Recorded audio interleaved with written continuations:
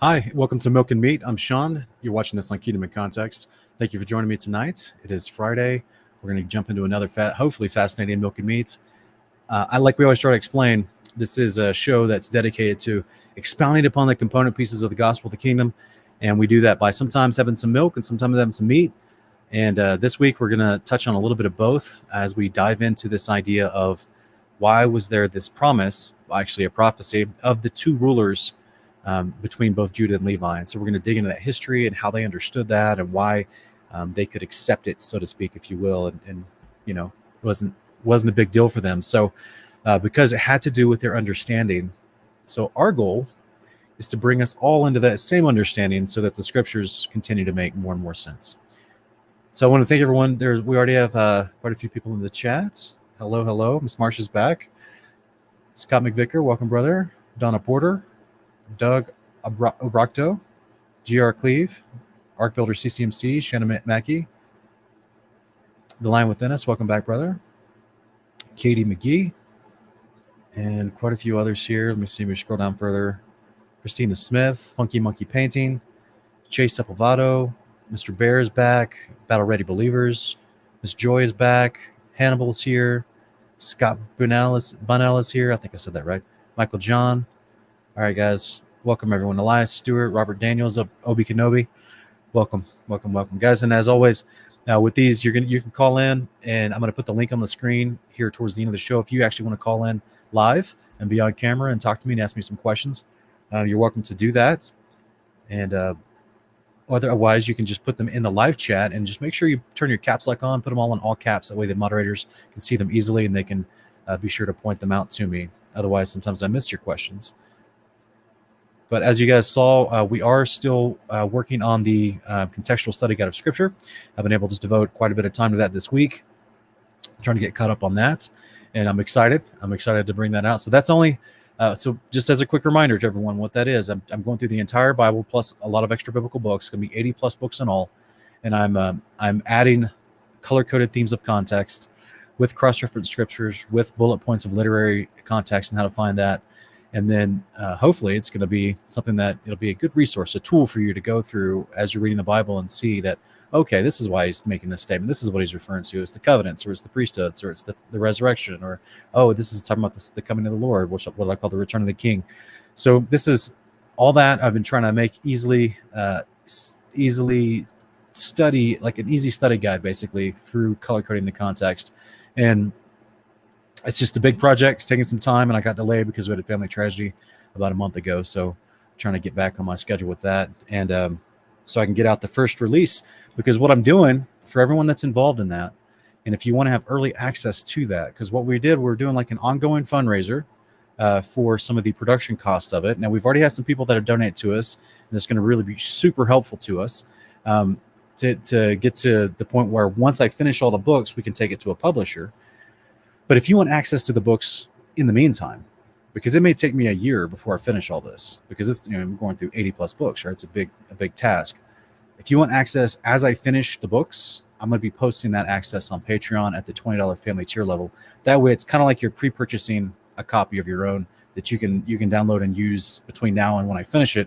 And then when I finish it, if you've done the $20 family tier for a total of 12 months, I bet you basically qualifies you for a free copy, and I'll send you a free copy. So that way, it's helping me afford to take the time to do that, as well as the publishing costs involved, as well as give you early access. So hopefully it's a win-win for everybody.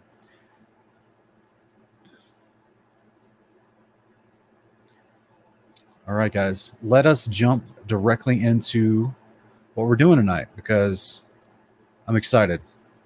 I'm excited about this. So we're looking at the promise of the two rulers with Judah and Levi. And first off, let's just set the stage so that we can have a good understanding of what I'm about to read to you, because I'm going to be reading several passages from the Testament of the 12 Patriarchs. But before we do that, we have to understand why these sons of Jacob in Goshen, on their deathbed, speaking to their sons and grandsons, why they would even have this information. Where did it come from? Now, Jubilees 45, 14, and 16 is going to tell us. So I want to preface this with this. This is at the death of Jacob, also called Israel. And then we're going to go into his sons in the picture here. That's those men in the room with him. and what they said to their sons and grandsons on their deathbed. Okay, it's all beautiful stuff. So Jubilees 45, 14 through 16 says, and Israel blessed his sons before he died and told them everything that would befall them in the land of Egypt. And he made known to them what would come upon them in the last days and blessed them and gave to Joseph 2 portions in the land. And he slept with his fathers, and he was buried in the double cave in the land of Canaan, near Abram his father in the grave which he dug for himself in the double cave in the land of Hebron. And he gave all his books and the books of his fathers to Levi his son, that he might preserve them and renew them for his children unto this day. Now, the reason why he would do that, guys, is because the books of his fathers, that's Isaac and Abraham, going all the way back to Shem. In fact, we're going to see here in a minute, it actually goes all the way back to Enoch. So the books of his fathers, he's going to get some of the writings of Noah. He's going to get some of the writings of Enoch. And he's going to, in Jubilees, we're going to read some passages from Jubilees later as well. And it's going to expound to us how Levi got some of the priesthood, and he actually learned a lot of this stuff from Abraham. So point is, we're going to see this passing down of practice, a part of their covenant behavior with Yahweh, and why the sons of Jacob, when being blessed at Jacob's death, would know what the covenant is, would know what the promise of the resurrection is. It's going to know why Judah and Levi are chosen as 2 rulers. And we're going to expound upon those ideas and how they viewed it in their minds, because we're going to take their testimony from their deathbed testaments, right? So it's going to be hopefully edifying for you. So in the Testament of Judah, 17 verses 5 and 6, it says, and Isaac, the father of my father, and Isaac, the father of my father, blessed me to be king in Israel, and Jacob further blessed me in like manner. And I know that from me shall the kingdom be established.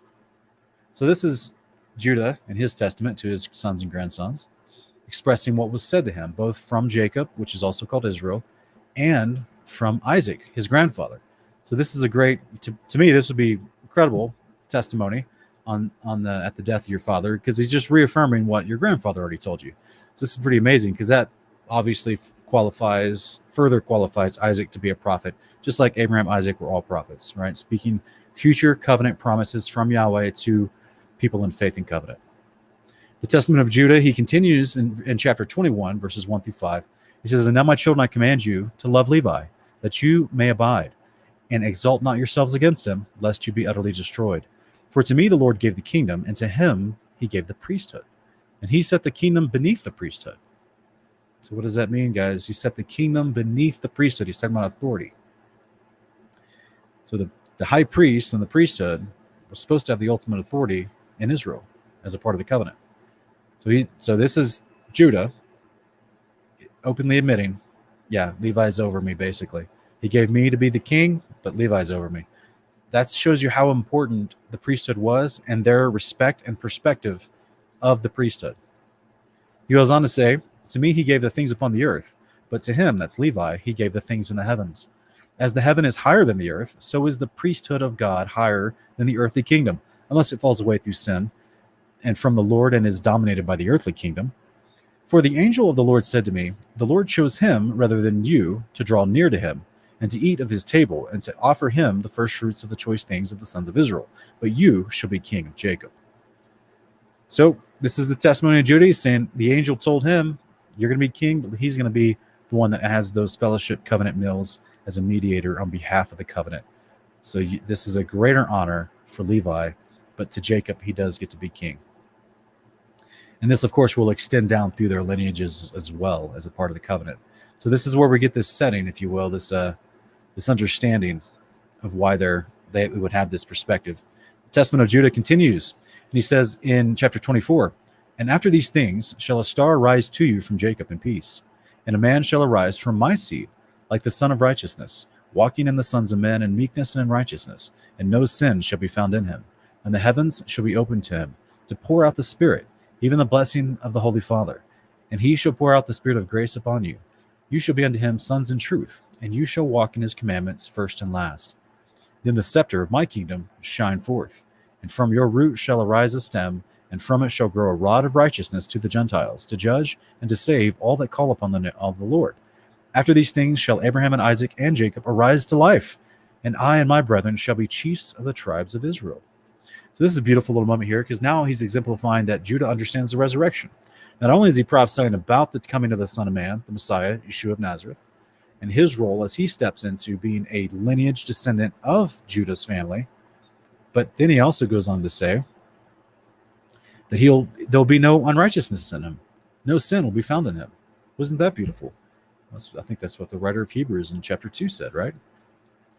So he goes on to then expound that, he's going to cause people to walk in his commandments first and last, which is what, of course, Yeshua teaches in a variety of places, that we would keep the commandments of God, that he was speaking the message of the Father to the people.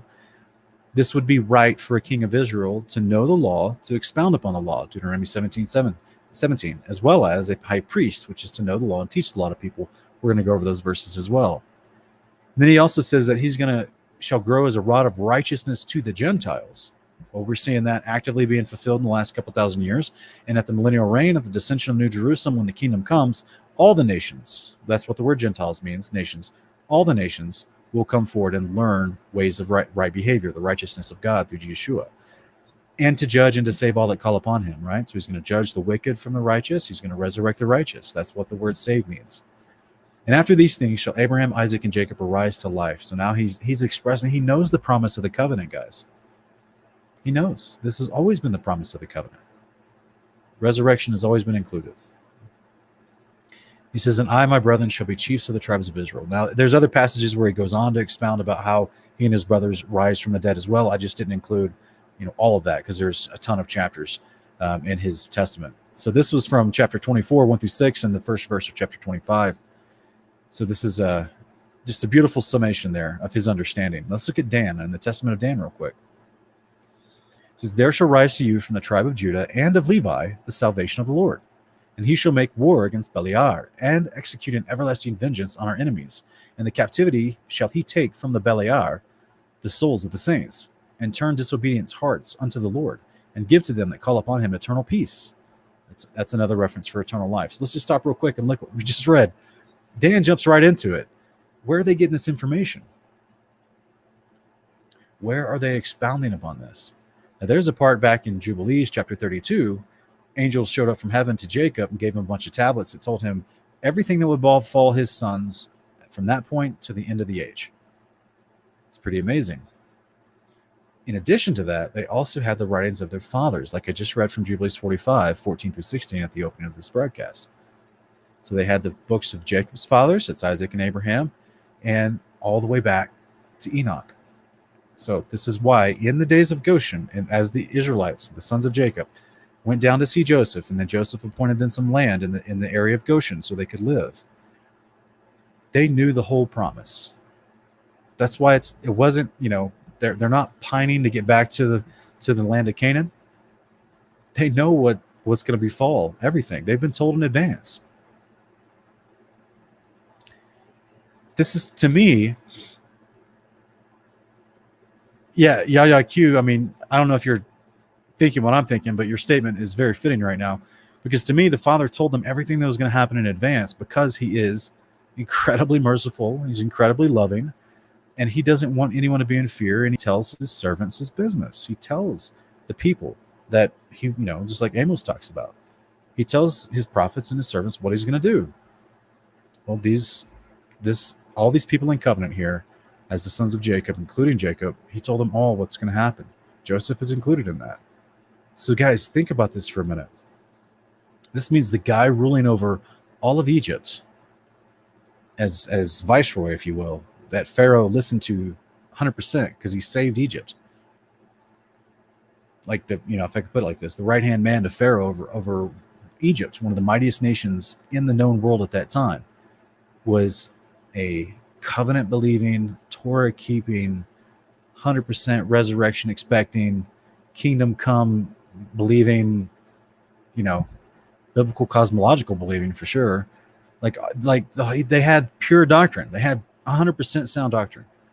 They knew the whole story. They knew the gospel of the kingdom. They knew the promise of the coming Yeshua. They knew the resurrection was a part of it. They knew judgment was going to be a part of it. They knew that and I'm going to go on to some of this A little bit later, as if the rest of the Testament 12 patriarchs, the sons expound upon how they read in the book of Enoch that their sons and grandsons would eventually turn apostate and rebel against the covenant. Even Levi's grandchildren, great-grandchildren. And we see that unfold throughout the Old Testament books. So this is amazing stuff right here, because they had this perspective in their brain of like, they knew they were in a place in a moment in time where they'd been shown the future, and they're just walking in the commandments, trusting, waiting on the Lord, so to speak. That's why Isaiah in Isaiah 40, talks about those who wait on the Lord will mount up as wings as eagles, run and not get weary, walk and not faint, right? So that's an allusion to the resurrection. This is what Dan is talking about here when he starts talking about they will have the captivity shall be taken from Beliar. That's the resurrection, the souls of the saints, the resurrection.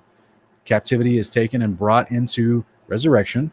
This happens at the day of the Lord, and to turn disobedient hearts unto him and give to them that call upon him eternal peace. That's an idiomatic phrase for giving you the resurrection, because that is what you're promised at the resurrection. Ezekiel 36, part of the covenant, is that you get eternal peace with the Father, because at the resurrection he puts his laws on your heart, and you will never transgress against his law. There'll never be enmity between you and the Father, because there will not be any sin. So therefore you will have eternal peace, both in the circumstances around you and in your relationship with the Creator. So this is a beautiful understanding that even Dan's like, yeah, he knows the story too. They all knew the story. He goes on to say, and the saints shall rest in Eden. Wait a minute. I thought Eden was some place that nobody knows where it is. Why is he talking about this? What do you mean? Oh, and in the New Jerusalem shall the righteous rejoice. You guys, many of you that follow my channel, you've also probably followed my Kingdom Cast broadcasts, where I have done an entire episode called The Kingdom of the Garden.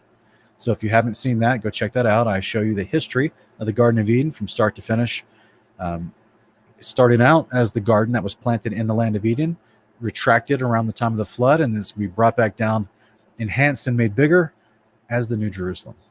So I've gone into that with great detail. Go check that out if you have a chance. It's called Kingdom of the Garden, if you haven't seen that episode, okay? But this is the same story that Dan is even telling his people, right? He's telling his children and grandchildren right now, yeah, you guys will be resting in the New Jerusalem and in Eden. That's amazing, right? He says, and it shall be to you the glory of God forever. And no longer shall Jerusalem endure desolation, nor Israel be led captive. For the Lord shall be in the midst of it, living amongst men. It's in Enoch 105, 1 through 2. The Father and the Son descend to live amongst mankind. And the Holy One of Israel shall reign over it. Isn't that amazing? I think that's amazing. So let's go on and let's see.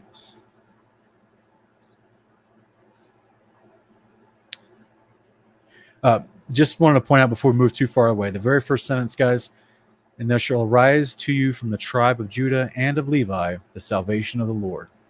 So he also understands, because it's been explained to him, why there's going to be the Messiah that comes, and he's going to come from Levi and from the tribe of Judah. So that's kind of interesting. The Testament of Naphtali, he then goes on to say in chapter 5, 1 through 3, he says, for in the 40th year of my life, I saw a vision on the mountain of Olives on the east of Jerusalem, that the sun and the moon were standing still. Now, guys, why would he know about the Mount of Olives?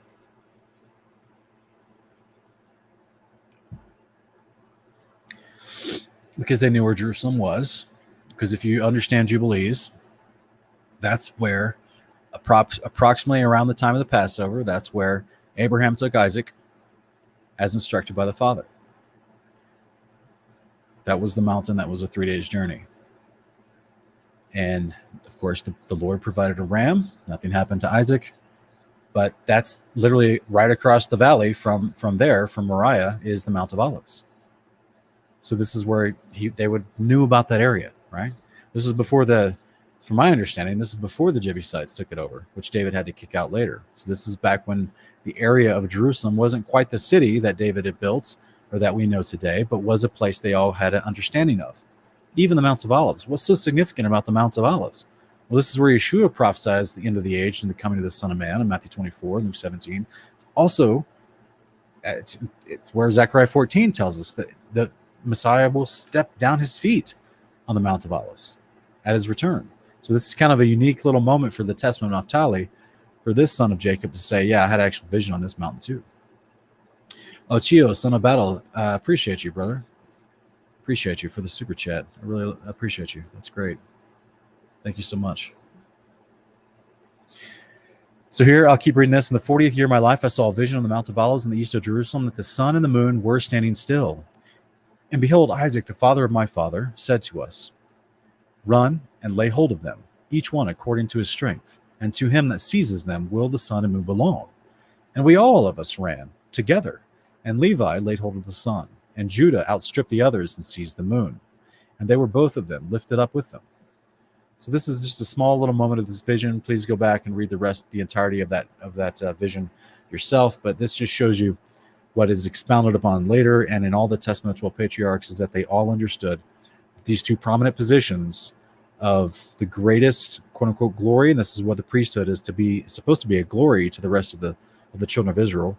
Now that's likened to Levi as the sun, and then Judah, which grabbed onto the moon, which is the lesser glory, right? This is what it even, kind of makes more sense of why Paul in 1 Corinthians 15 would talk about how, each of the celestial bodies have a glory unto themselves, right? The sun has its own glory. The moon has a different glory. It's lesser, just like the book of Enoch expresses too. Just like Judah's kingship was lesser than the priesthood that Levi was given. They all had a very good working knowledge of this relationship that had been passed down, that was prophesied over them. Testament of Naphtali, chapter 8, 1-3, Naphtali goes on to explain. He says, and lo, my children, I've shown to you the last times how everything shall change, how everything shall come to pass in Israel. Do you also therefore charge your children that they may be united to Levi and to Judah? For through them shall salvation arise unto Israel, and in them shall Jacob be blessed. For through their tribes shall God appear, dwelling among men on the earth, to save the race of Israel, and to gather together the righteous from among the Gentiles, from among the nations. So there we go. Another one right there. He also exemplifies his understanding of why Levi and Judah were given this position of power, and from them salvation was going to come to Israel and to all those who believe, even from amongst the Gentiles. This is also an allusion to Isaiah 57:19, that he would bring near those who are far, speaking of those who are scattered amongst the nations and the Gentiles. All those who in faith and belief, right, which equates obviously to being a disciple and doing the commandments. So Naphtali is exemplifying also a wonderful working definition of why his brothers, Levi and Judah, were given these positions of rulership, what it means for the future and the coming of the Messiah. This is very encouraging. So we go on here in the Testament of Gad. So it says, do you also therefore tell these things to your children, that they honor Judah and Levi, for from them shall the Lord raise up salvation to Israel. Testament of Gad's really short. He understood the key component pieces already himself. They all get it. They're all in accord with how they understand this. Judah and Levi are given for places of honor. Respect them, because from them will come salvation, which is the promised Messiah, the Son of Man, as Enoch would call him.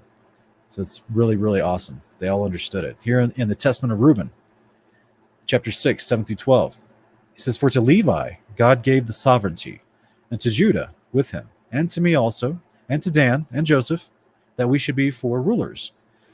Now, a lot of people say, wait a minute, Sean, wait a minute. Like, I thought we've been talking about Judah and Levi. What's Reuben talking about? He's like, oh, for to Levi, he gave the sovereignty, and to Judah. So he mentions Levi and Judah first, and we're going to explain why.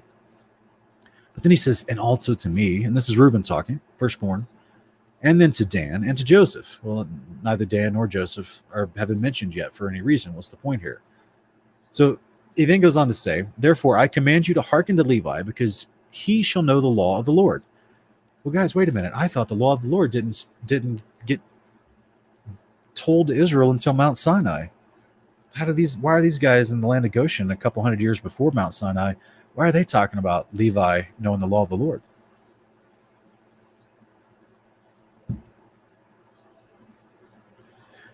It's because the law is eternal. It's been here since the beginning. Adam knew it, everyone after him that was called righteous, who called upon the name of the Lord in righteousness. They all knew it.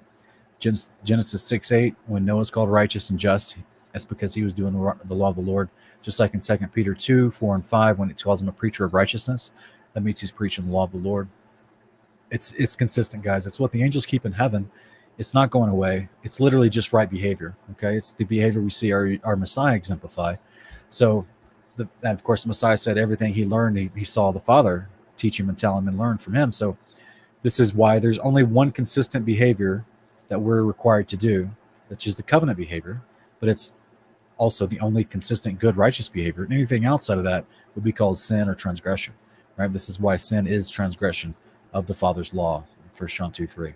So the testament of Reuben, he's also exemplifying this idea of respect toward Levi, because he understands that Levi will know the law of the Lord, because that's the job of a priest. It says, and he shall give ordinances for judgment and shall sacrifice for all Israel until the consummation of the times, as the anointed high priest, of whom the Lord spoke, I adjure you by the God of heaven to do truth each one unto his neighbor, and to entertain love each one for his brother. Well, that sounds like love your neighbor as you love yourself. It sounds like Leviticus 17. Sounds good to me. Or excuse me, Leviticus 19. Sounds good to me. It says, and draw near to Levi in humbleness of heart, that you may receive a blessing from his mouth. For he shall bless Israel and Judah, because him has the Lord chosen to be king over all the nation. And bow down before his seed, for on our behalf it will die in wars, visible and invisible, and will be among you in an eternal king. So right now he's telling in both Levi and Judah, he's telling his kids, all the children of Reuben, respect Levi and Judah. They've been given these positions of priesthood and kingship. So he's trying to, so that means, guys, this is going to be probably 70, 80 years after they got to Goshen, and the children, the brothers, all the different brothers, they're all on their deathbeds, right? So this is their testament. So they've been in Goshen for a generation, almost. And they're telling their kids and grandkids, because they've been flourishing in Goshen, they grow to a great number of people, as Pharaoh talks about in Exodus chapter 1. They are all being explained the hierarchy of authority. So do you guys understand now why when Moses and Aaron shows up as Levites and start expressing they got a word from the Lord, and this is what we're supposed to do, we're going to go do the law of the Lord, 3 days journey into the wilderness and celebrate Shavuot? You guys understand why they would suddenly be, all right. And he says, oh, but we need signs and wonders to convince them. Because remember, like I said before, they were in Egypt too long under oppression, had been suppressed from being able to actually practice the law of God in the ways that they wanted to. So there was when all the children of Israel had flourished in the land of Goshen and gotten to a point of oppression, to the point where they were losing touch with the covenant behavior, here Father brings in salvation, or I should say, the type of salvation that is physical in that moment, that time, with Moses and Aaron coming in to help extract them from the land of Egypt, from their land of their slavery. And so they're coming in with saying, hey guys, we're going to bring you out of this place where you can't practice the law of God, and we're going to take you to a place where we can. That's how important it was. And that's why Moses and Aaron would be chosen for that task and be given ultimate authority. That was later challenged in Numbers chapter 16. So this is why they all understood it. So all their kids and grandkids, everyone flourished. They would have had this basic premise. Yeah, the Levites are pretty special because they were given authority over all of us. So Reuben understood it 100%. Now, what's interesting, guys, you remember earlier we talked in the at the beginning of the Testament of Reuben, verse 7 here, where it says, for to Levi God gave the sovereignty, and to Judah with him, to me also, and to Dan and Joseph, that we should be for rulers. Well, where do we see that? We actually see that in Numbers chapter 2, throughout the entire chapter. Now I'm going to, it's verses 1 through 3, verse 10, 17, 18, and 25, but I have them all snipped out and put on screen for you here. Because this is the way they lined themselves up in the divisions of their camp as they traveled in Numbers chapter 2, and they had a standard. That means they were the authority over that division. So the first division was of Judah, as you can see in verses 1 through 3, highlighted in blue. The second division was of Reuben. Well, that was the person making that statement in the Testament of Reuben just now, where he talked about, well, to Levi and to Judah were given, Levi was given sovereignty, Judah was given authority, as well as Reuben and Dan and Ephraim and Joseph. So in the middle of the camps, the tent of meeting is to travel with the camp of the Levites. They're set out in order, each in his own place under his standard. So we understood how the rest of the tribes encamped in their traveling formation. They encamped around the people of Levi. So the people of Levi were their own authority. The three different divisions that were underneath Judah, or I should say the two, that were underneath Judah, Judah had authority over. The divisions that were underneath Reuben on that side of the traveling camp, Reuben had authority over. Verse 18, on the west side, the divisions of Ephraim are to camp under their standard. Well, there was two divisions under Ephraim, and that's a word that's often interchangeably used for Joseph. So in the Testament of Dan, he calls it Joseph, but that's the same. We see that used off and on all throughout the scriptures. Ephraim and Joseph are interchangeable, it's the same thing. And then on the north side, the divisions of Dan are to camp under their standards. He had two other tribes under his authority. So that's why the five of them are spoken in the Testament of Dan as rulers. And that's why they were laid out in this format in the book of Numbers, chapter 2.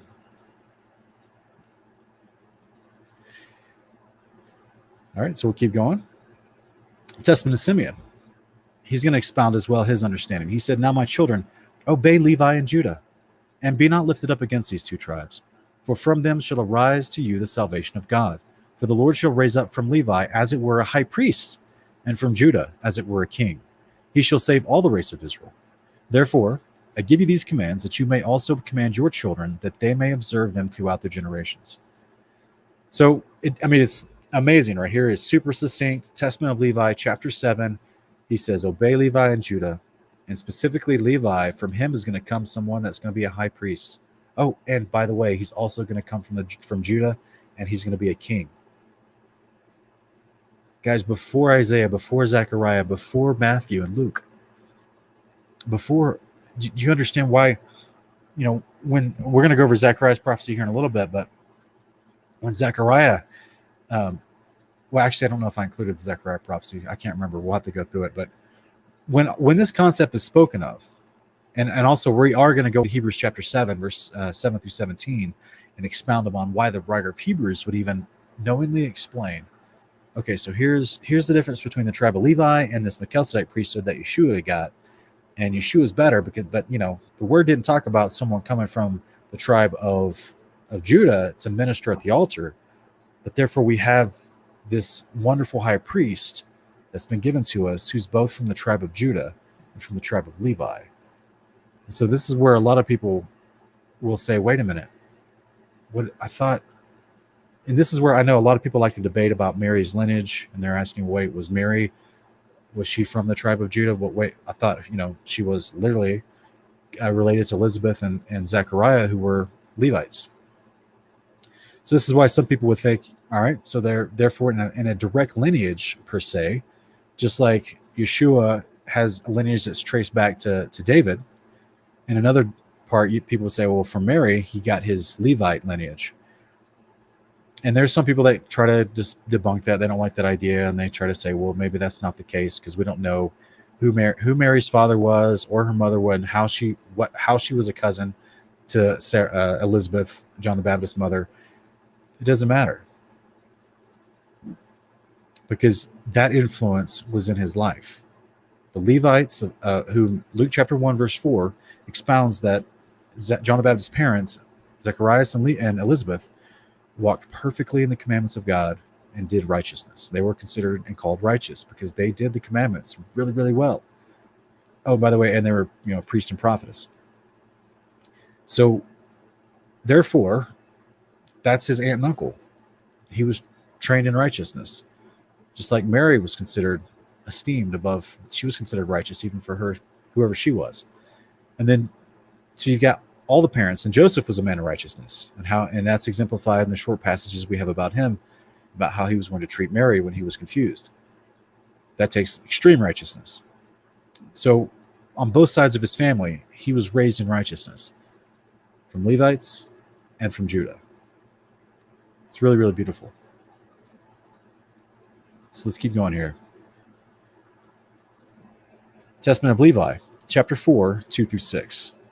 It says, therefore the Most High has heard your prayer to separate you from iniquity, that you should become to him that you should become to him a son and a servant and a minister of his presence.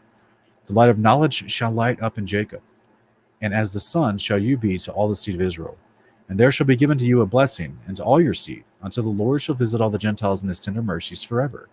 And therefore there have been given to you counsel and understanding, that you might instruct your sons concerning this, because they that bless him shall be blessed, and they that curse him shall perish. So this is an angel talking to Levi and expounding upon the answer to Levi's prayer. So what Levi had prayed was that he could be separated from this iniquity that he was seeing. It kind of reminds me of well, anyway, I won't go into that, but it's interesting. I mean, this is the angel saying, okay, yeah, your prayer's been heard, and we're going to give you the priesthood. So basically, Levi he prayed to be dedicated to righteousness. And that's the 100% number one qualifier for a priesthood. That's what the Father wants. That's why the Father was so upset when the priesthood failed and started doing lawlessness and worshiping the Baals during the days of Isaiah. This is the heart, a circumcised heart, one that desires righteousness and wants to go out. That's the heart of the priesthood. This is the heart that the Father saw in Levi and said, yeah, go tell him I'm giving him the priesthood. Prayer request granted.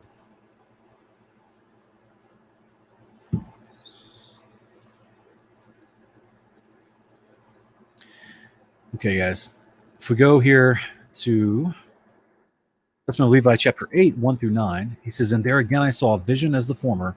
After we had spent there 70 days, I saw 7 men in white raiment say to me, arise, and put on the robe of the priesthood, and the crown of righteousness, and the breastplate of understanding, and the garment of truth, and the plate of faith, and the turban of the head, and the ephod of prophecy.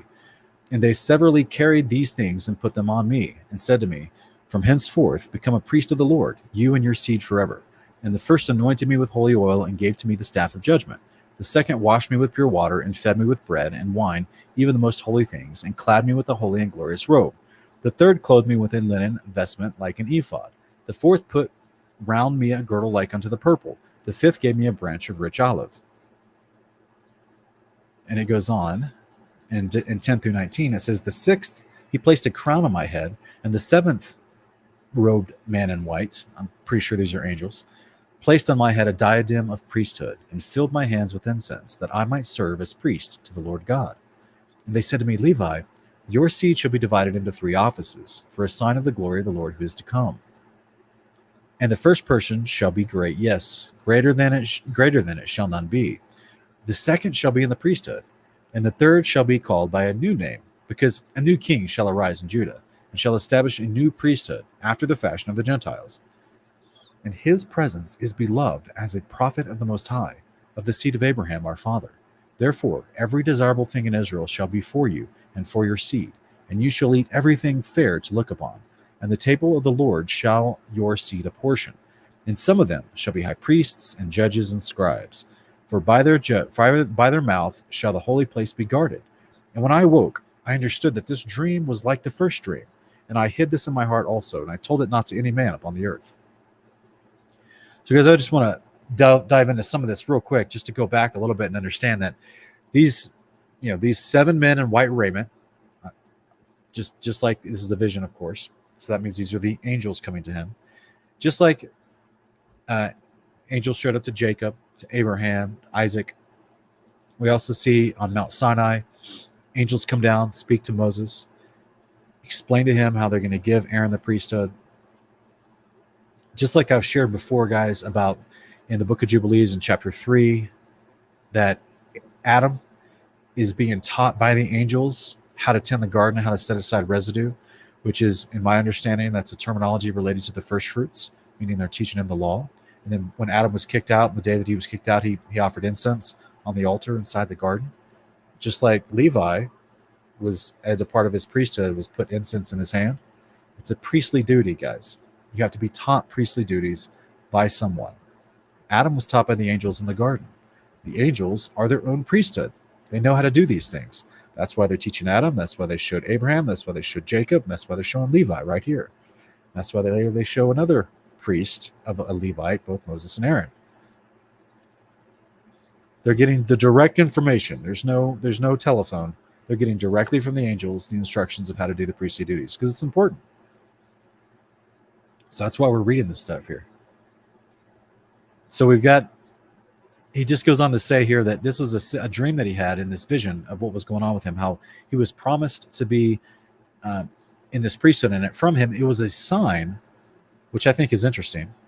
It was to be a sign of the glory of the Lord who is to come. Well, that terminology in this context of the glory of the Lord, it's not just about someone that's shining brightly. It literally means the priesthood, the respect and honor and the glory due to the priesthood, because you are the symbol and the teacher of righteousness who mediates on behalf of sinful man and a holy God. So this is why he's referencing the Yeshua. He's referencing the Messiah. And that's why he says that this new priesthood will come about. We're going to get into that new priesthood here in just a few minutes. So don't stick with us, because we're about to get into some meat. It's about to get really heavy. Okay, I'm going to try to actually start breaking down for us some passages out of Hebrews.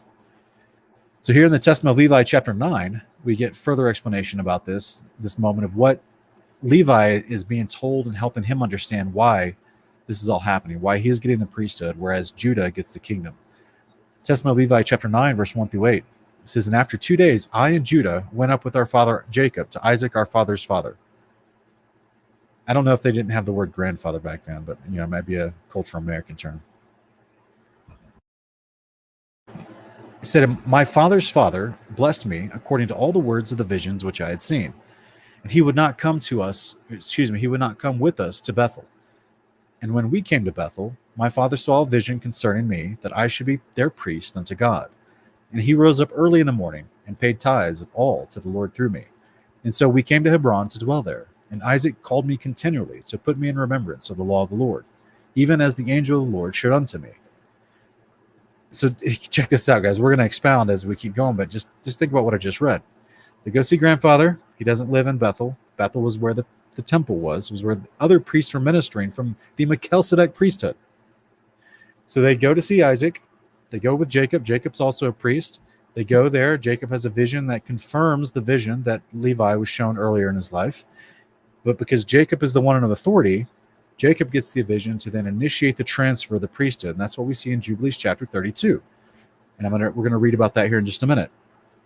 So this is why the father doesn't just show Levi a vision, and then the Levi has to go convince his father, who's authority over him, or his grandfather. No, this is affirmed and reaffirmed. So, and it's done properly through the right hierarchy of authority. So this is why then Jacob's shown the same vision, so that now he's going to make it possible. And then he goes, and he actually pays tithe. We know the story. This is Genesis chapter 30 as well.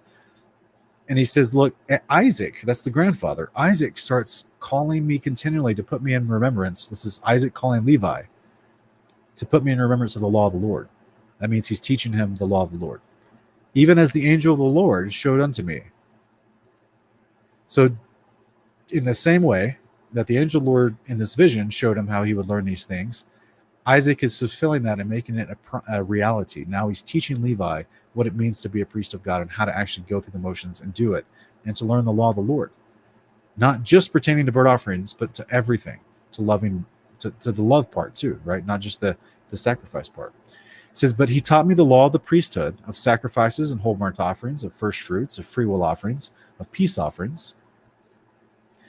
And each day he was instructing me, and was busied on my behalf before the Lord. And he said to me, Beware of the spirit of fornication, for this shall continue, and shall by your seed pollute the holy place. Take therefore to yourself a wife without blemish or pollution, while yet you are young, and not of the race of strange nations. And before entering into the holy place, bathe. And when you offer the sacrifices, wash, and again, when you finish the sacrifice, wash of 12 trees having leaves offer to the Lord, as Abraham taught me also." So this is Isaac explaining how Abraham taught him this stuff, and now he's teaching Levi this stuff. "And of every clean beast and bird offer a sacrifice to the Lord, and of all your first fruits and of wine offering the first as a sacrifice to the Lord God. And with every sacrifice you shall salt it with salt." Guys, this is directly out of Exodus and Leviticus. This is not this hopefully gives you greater understanding that these guys, this is why they were a part of the covenant, why they were the Father brags on them so much, Abraham, Isaac, and Jacob, because they were so faithful in the covenant. This is why this children of Israel were called the children of Israel while they were in the land of Goshen under slavery to the Egyptians, and the Father came to rescue them because they were children of the covenant. There was no new covenant initiation happening at Mount Sinai. It was a renewal of the covenant, which is the purpose of Shavuot. And it was a reteaching moment for them because they had lost the ways of the Father and needed to learn them again. And the Father continually tells them throughout that whole time period, I'm doing this for the sake of Abraham, Isaac, and Jacob. They were super faithful to him. And he's honoring the subsequent generations as a part of the covenant terms. So all the children of Israel, as rebellion and obstinate as they were at the base of Mount Sinai, were there and were saved from the Egyptians as a result of the incredible obedience of Abraham, Isaac, and Jacob, and even Levi. So in this moment here, we're watching Isaac teach Levi. And as he's teaching him, he's saying, this is what my father Abraham taught me. They're learning the law of the Lord. They're learning the priesthoods. They're learning all the job duties. Guys, this is way before Mount Sinai. It's beautiful. So this is Jubilees 32, 1 through 5. And this is the moment that we read earlier where Jacob had this dream, and he knew that he was to give the priesthood to Levi. And so therefore, this is how the Father is using Jacob to affirm this appointment and to pass it on.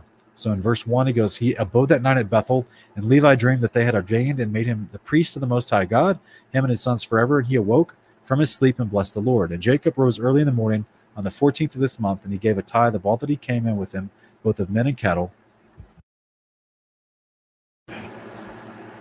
both of gold in every vessel and garment. And yea, he gave tithes of all. And in those days Rachel became pregnant with her son Benjamin. Jacob counted his sons from him upwards, and Levi fell to the portion of the Lord. And his father clothed him in the garments of the priesthood and filled his hands. And on the 15th of this month he brought to the altar 14 oxen from amongst the cattle, and 28 rams, 49 sheep, 7 lambs, 21 kids of the goats, as a burnt offering on the altar of sacrifice, well pleasing for a sweet savor before God.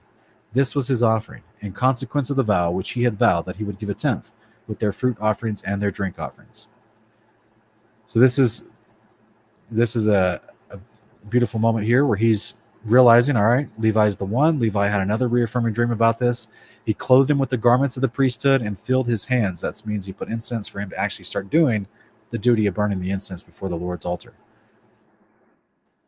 On to say in verses 6 through 9, and when the fire had consumed it, he burnt incense over the fire, on the fire, over the fire, and for a thank offering 2 oxen and 4 rams and 4 sheep, 4 he-goats and 2 sheep of a year old, and 2 kids of the goats, and thus he did daily for 7 days.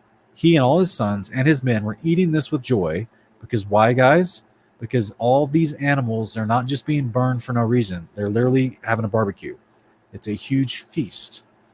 This is a feast they're enjoying, guys. This isn't just to waste animals. That's not the purpose of sacrifices. The whole thing is literally just creating a fellowship meal that you have with the Father. That's all it's about.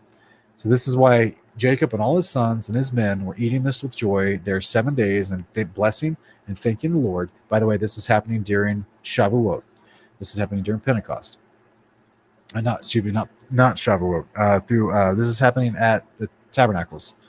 So the 7 days of Tabernacles. It's happening. It tells you later in the chapter. It's on the 15th to the 22nd. And he tithed all the clean animals and made a burnt sacrifice, but the unclean animals he gave not to Levi his son, and he gave him all the souls of the men. And Levi discharged the priestly office at Bethel before Jacob his father in preference to his 10 sons. And he was a priest there, and Jacob gave him his vow. Thus he tithed again the tithe of the Lord and sanctified it, and it became holy to him. So here it is. This is the moment, like Levi is assuming the priesthood. Jacob gives it to him. And all the sons watch it, and it says he gives them the souls of the men. That's all the men in covenant with Jacob. All the people traveling with Jacob. They're in covenant with Jacob. They're all circumcised. They're all doing the covenant behavior. They're in the covenant of Israel. Now they're under the authority of Levi, because he's discharging the priestly office before them. So that means in this moment, when any of the sons of Jacob might sin, they're supposed to go to their high priest, confess their sins. They're supposed to go to the priesthood. So that means they would, wherever they ended up living and sojourning, they would go back to Bethel, where Levi was administering the priestly office, And that's where you would confess your sin. And also to go to regain covenant renewals.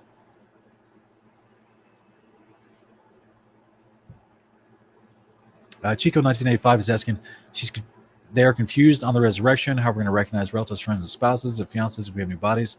The same way that you're not going to look different. You're not going to, like, if you're a black person, you're not going to be resurrected as a white person. Like, you're going to look the same, like this, and you won't care about color, by the way. But if you're 6'5", you're not going to be resurrected as 5'3". Like, you're going to look the same. This is why the disciples recognized Jesus. Mary recognized Jesus at the tomb. You're going to look the same. Be encouraged. All right, guys, Malachi chapter 2. We just saw Levi get this incredible honor of assuming into the priesthood that was given to him, confirmed by angels, confirmed by his father, confirmed by his grandfather. In Malachi chapter 2, 4-7, this is Yahweh also expressing he made a covenant with Levi. It says, verse 4, then you will know that I have sent you this commandment so that my covenant with Levi may continue, says the Lord of hosts. My covenant with him was one of life and peace. Translate that for you guys. That means doing the behavior of righteousness that leads to your resurrection, which I gave to him. It called for reverence, and he revered me, and he stood in awe of my name. That's the awe of the authority of Yahweh.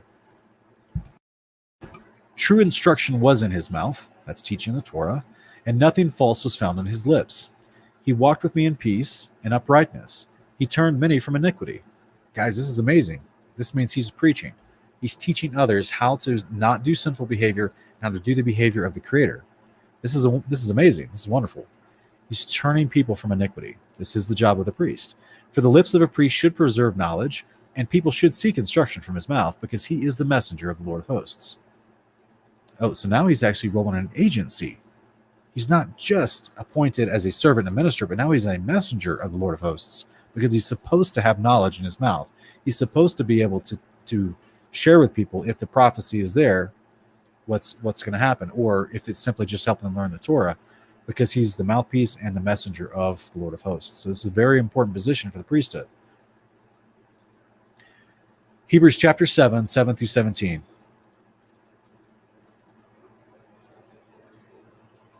So here in Hebrews chapter 7, I just want to make this very clear, okay, guys?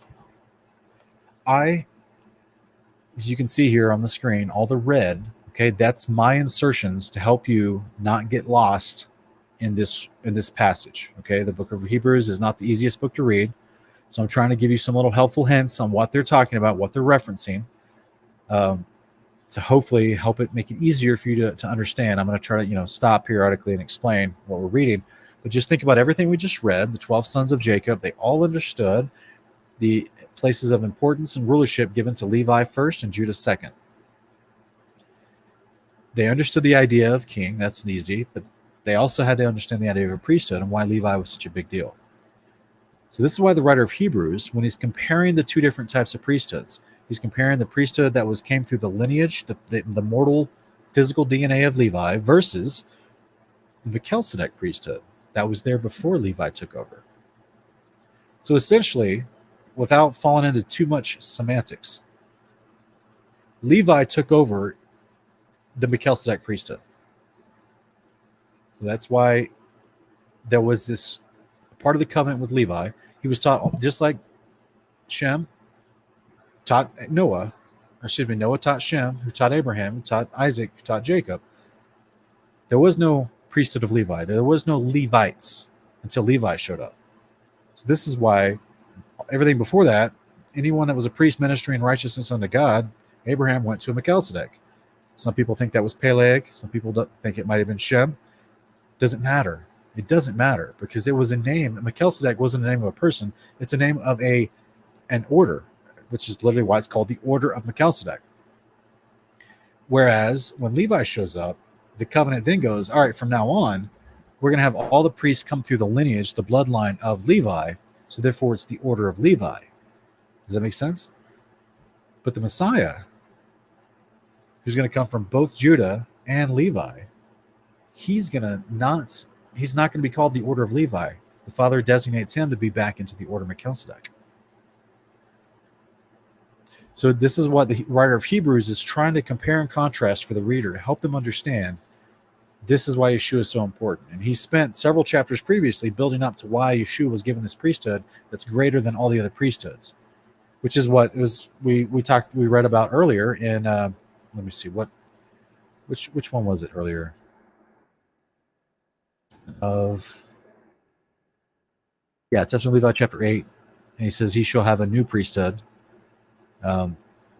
which is called by a new name. So this is just like in Revelation chapter 3, verses 10 through 12, where Yeshua talks about getting a new name. That means a new authority, right? So he's called by a new authority.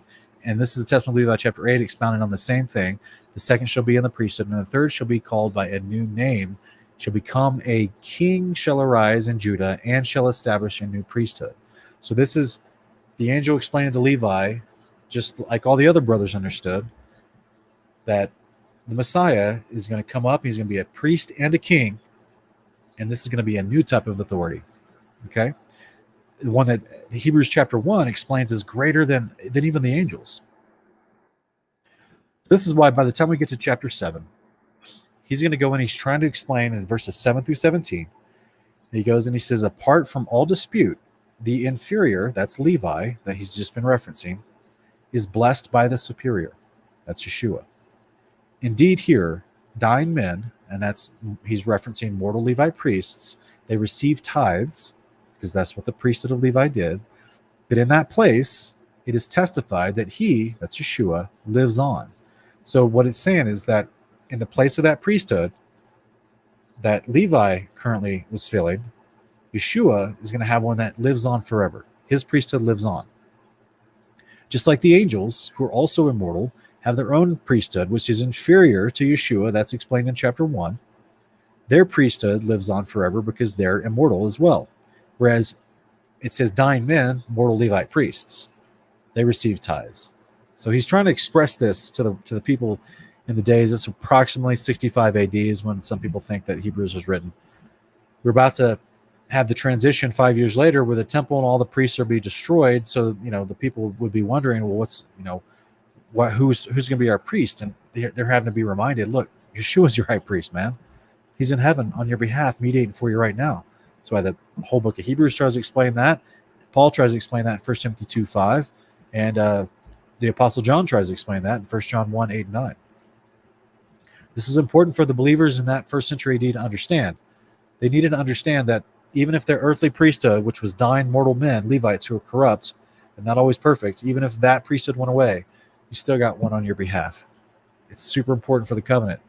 So this is my opinion why Yeshua came at the fullness of time, because the Father knew, because of the apostasy of the mortal Levites on the ground, they were going to lose their position as priest because they were going to be overthrown by their enemies, which is the promise of the covenant as a result of the Levites' bad behavior.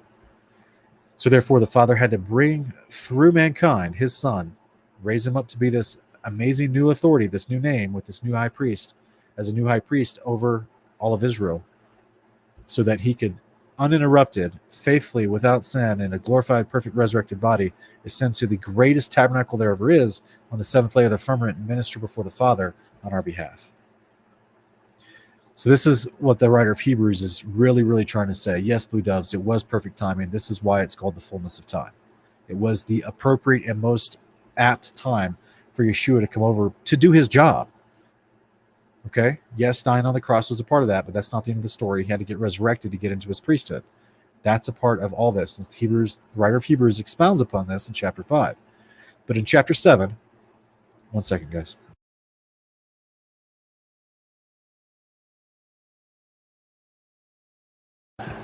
So in chapter 7,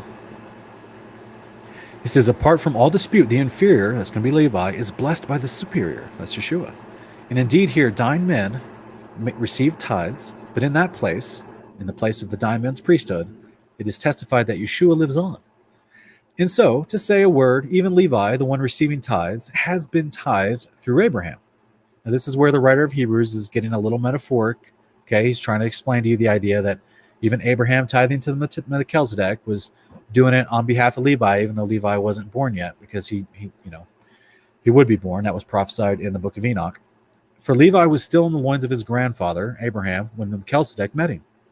Now, if perfection, and that's being resurrected in glory and given the covenant promise of the law, that the law would be written on your heart so that you don't sin anymore, that's perfection, right? That you're made complete. That's what the writer of Hebrews references again in chapter 10. So this is what it means when he's talking about perfection. Now, if perfection could have been attained through the Levitical priesthood, we know that wasn't, Levi was not given. I want hopefully everyone to pay real close attention to this part. It'll really help you when you're trying to explain how this passage in Hebrews chapter 7 is not telling us that the law's done away with. Okay? Because Yeshua is your priest, your high priest right now doing the law on your behalf. It can't be done away with. That's for one. But for two, he's trying to explain the transition of, with the Levite priesthood, they were good for something, they just weren't good for everything. Okay? But with Yeshua's priesthood, it's good for everything. Specifically, the promise, fulfill the promise of the covenant, which is that this is how, through this priesthood, is how you're going to be made perfect. You're going to be raised from the dead and have the law put on your heart. You'll never mess up again. So it says, now if perfection could have been attained through the Levitical priesthood, for on this basis the people received, that means they were taught the law, why was there still a need for another priest to appear? One in the order of Melchizedek and not in the order of Aaron. For when the priesthood is changed, the law must be changed as well. Well, guys, the priesthood gets better. The law that you receive and is put into at the resurrection is greater, permanent, everlasting. Yes. This is not telling you that the law has been changed because Yeshua is here. They're still ministering the same law in the same type of temple. The Father only has one standard, right? His priests only minister the law in one way. Yeshua is doing that law that Levi used to do on the earth, except if Levi ever messed up, he was still learning, right? Yeshua does it perfectly in the heavenly tabernacle above. He has a better priesthood, so therefore he can fulfill the better promises of the covenant, which is the fulfillment of the original covenant, which is you get resurrection, you get the law put on your heart, and you never mess up again. So this is why everyone would go to the priesthood of Levi in faith and belief that would be the outcome once they died, that they'd be resurrected to get these promises of the covenant. Whereas with Yeshua, now the writer of Hebrews knows, look, this is a sure thing. Now we know 100% we got a better priesthood. He's ministering in a greater tabernacle than Levi could ever dream, or Aaron, or any of the Levites. Yeshua's ministry in the heavenly tabernacle on our behalf, and he's going to raise us from the dead because that's his job as Messiah. And that's the authority given to his priesthood in the Melchizedek order. And when that happens, we're going to get the law in our heart. We'll never mess up again. We'll be made perfect. So therefore, if there's a change of priesthood, there's a change of instruction. Well, the better instruction, that's what the word law means. The better instruction means that you get all the instruction permanently emblazoned in your heart. You'll never sin again. It's a beautiful thing, guys. He goes on to say, for when the priesthood is changed, the law must be changed as well. So that's he, Yeshua, of whom these things are said, belong to a different tribe, that's the tribe of Judah, from which no one has ever served at the altar. For it's clear that our Lord is descended from Judah, a tribe as to which Moses said nothing about priests. That's right. Moses didn't. The Jubilees and all the sons of Jacob did. Even Enoch did. They even talk about, all the Testament 12 patriarchs even talk about how they read it in the writings of Enoch. So, yeah, Moses may not have. That's fine. But the other guys before him did, which, as I read to you at the very, very opening slide, Jacob gave all the books of his fathers to Levi. So when Levi went with his father Jacob into the land of Goshen, after being made a priest that we just read from Jubilees 32, he had all the books of his fathers. They all knew the law of God. They knew the covenant promises. They knew how the Messiah was going to come about. So no, Moses didn't have to technically mention it. It doesn't matter. I'm sure Moses knew it, but he just didn't say anything about it. It doesn't matter. You got the writer of Hebrews. They had the book of Jubilees in their day. They literally reference it in first century and second century apostolic writings. They all had it. They knew about this. The point is, he's just trying to express to you a difference because he's addressing a very staunch cultural idea of Levites and how the Pharisees and Sadducees placed all this importance upon the Levitical priesthood because they wanted to ignore the idea that was prophesied throughout all of the prophets and all these books I've been showing you tonight, as well as other books in the Old Testament I haven't showed you tonight.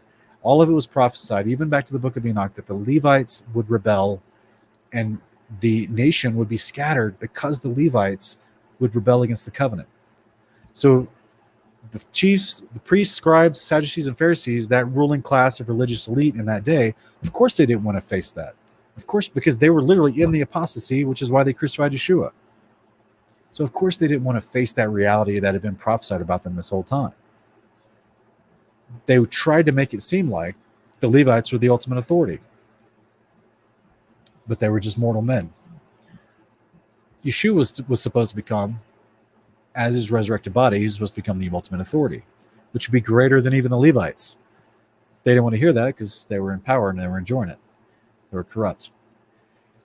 So for when the we're going to go on to say, and from which no one has ever served the altar, for it's clear that our Lord descended from Judah, a tribe as to which Moses said nothing about priests. And this point is even more clear. If another priest like Melchizedek appears, one who has become a priest not by a law of succession, that's family lineage, the Levites, but by the power of indestructible life, that's Yeshua's eternal life. For it is testified, you are a priest forever in the order of Melchizedek. That's Psalm 110, verse 4. So this whole idea here is that the writer of Hebrews is trying to expound to them, look, man, we've got a better priest. You're going to get better promises as a result. He goes on in chapter 8 to talk about how the covenant that they're in, the old covenant, is waxing old and waning, right? Meaning that when Yeshua returns at the second coming, you're resurrected, suddenly you get some new covenant. But right now, that we're still in the old covenant. It's okay, though, because we still have a high priest in this covenant who's taking our confession, making atonement, and promising us to give us salvation, which means resurrect us to eternal life. So this is the writer of Hebrews is trying to, in a very sophisticated way, assuming you understand the back history of the priesthood of Israel, he's trying to express the transition here and why it's a big deal and why they shouldn't be worried that the Levites will be going away.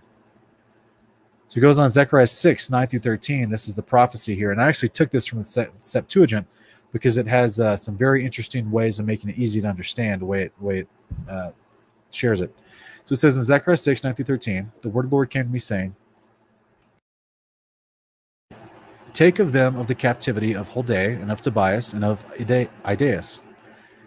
You shall come in that day and shall go into the house of Josias, the son of Sophonias, who came out of Babylon. Now I know some translations will say Jesus right there instead of Josias. Either way, who came out of Babylon, and he shall take gold and silver and shall make crowns, and you shall set them on the head of no, I'm sorry, that Jesus is down here. I apologize. Okay, let me back up. It depends on the translation you're looking at. Some of the Masoretic translations will insert Jesus. Some will not. Some use Yehoshua or Joshua. But we've got Jesus as the son of Josedek, the high priest. Okay, it's not saying Jesus the Messiah. A lot of people were named Yeshua or Yehoshua, transliterated from the Greek in this English to be Jesus. This was a guy in the days of Zechariah named Jesus or Yehoshua as the high priest. And you shall speak to him, thus says the Lord of hosts, saying, behold, a man called the Orient is his name. And that's actually the word east in the Greek. I don't know why these translations call it the Orient, because it's just the word east is his name, and that means authority, both in Greek and Hebrew. Behold, the east is his authority. What do we see that the Son of Man is likened to the star that rises in the east? He's the morning, the dawn, the morning star that rises in the east. This is the idiomatic referencing the terminology they would use for the prophecy of the Messiah. That means the authority of this man is the one of the Messiah. That's what this is saying. And under him shall he spring up, and he shall build a temple to the Lord. Yes, he shall build a temple to the Lord. He shall bear the glory, and shall sit and rule upon his throne. And he shall be a priest upon his throne, and the council of peace shall be between them both. So for all of those who are watching, I appreciate if you're still with me an hour and 10 minutes in. And if you didn't understand, if you've never heard me express about the Testament 12 Patriarchs or the Book of Jubilees before, and you're kind of uncomfortable, you don't understand those, you haven't seen us do the breakdown on the history of those and why we even reference them, here it is in plain English in Zechariah chapter 6, the same prophecy. Okay, guys? This is about the Messiah and why he's both. This is why the writer of Hebrews would be trying to expound to you that, yeah, he's from the tribe of Judah, but here's why he's greater than the priesthood of the Levites, why he's going to surpass the Levites and do the same behavior and the same ministerial duties as the Levites. So he goes on to say, oh, that was it. That was the last one. I thought I had another one in there, but I didn't. So I try not to make it too confusing. I mean, I know some people really don't like Hebrews, especially chapter 7, because it can confuse people. But hopefully I was trying to bring it to a point where make it a little bit more palpable, a little bit more easy to understand the back history of this ongoing mindset of these two rulers. Why, what it would mean as part of the two rulers. So that you have the priesthood on one hand and the kingship of Judah on the other. They were supposed to work together. And for the most part, they did for a long time. But unfortunately, there was moments when they didn't. I think it's interesting that, it's like when the kingship of Judah went into apostasy, so did the priesthood. And that was kind of sad. This way you'd have the prophets come back and try to get them to repent and come back to the covenant terms. But ultimately, both the kingship and the lineage of Judah, as well as the lineage of the Levites, during the days of Jeremiah and Ezekiel and Zechariah, unfortunately, they all rebelled, which is why they were fully scattered from the land. Babylonians came in and scattered them everywhere. So Blue Dove's asking, is this why the priests let David eat? Well, they would just let David eat because he was in need. It didn't matter what tribe he's from. But sure, yeah, they may be thinking that they may have thought in their mind, well, he's of the lineage. So I would think personally, they not in that specific moment, just more along the lines of, he needed help at that moment and that food, was available because they didn't use it all. But if in the back recesses of their mind they thought about the prophecy about the Messiah coming from the lineage of Judah, knowing that David was from the lineage of Judah, they could have, but you never know. They also didn't know that. It's hard to say. That'd be a big assumption. Jeremiah 15:16. This is one of the big concepts that are crucial to understand the gospel. Yeah, the gospel, the good news is what that word means.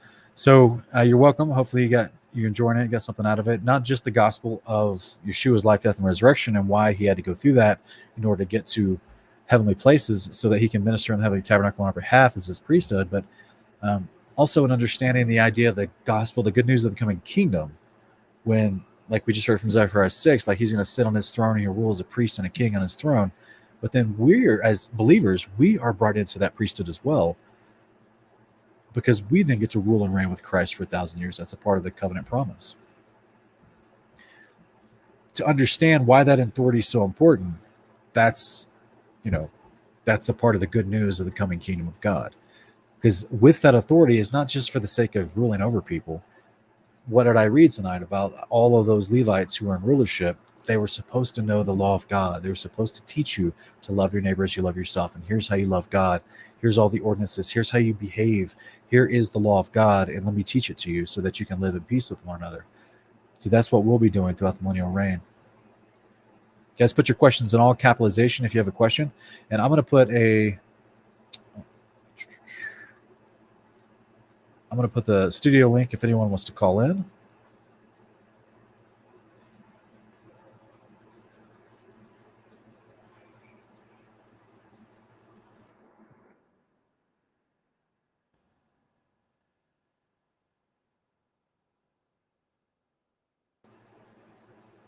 Okay, and let's put this. All right, so it's scrolling across the bottom of the screen.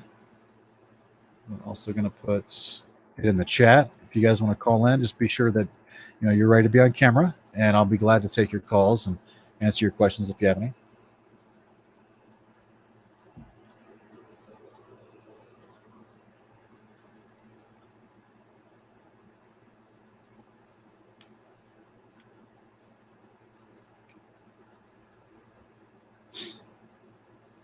Oh, thank you, Wendy.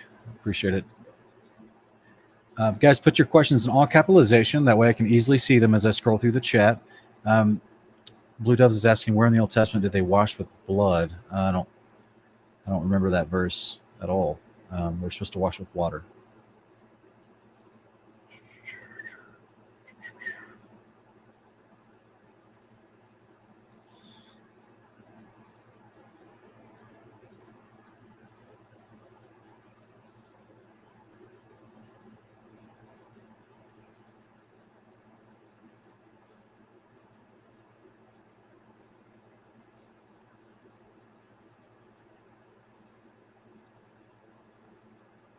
Oh, I'm sorry, Ruben. YouTube is my own wife. She never gets my notifications about my YouTube videos either. So they just, it's a part of their censorship.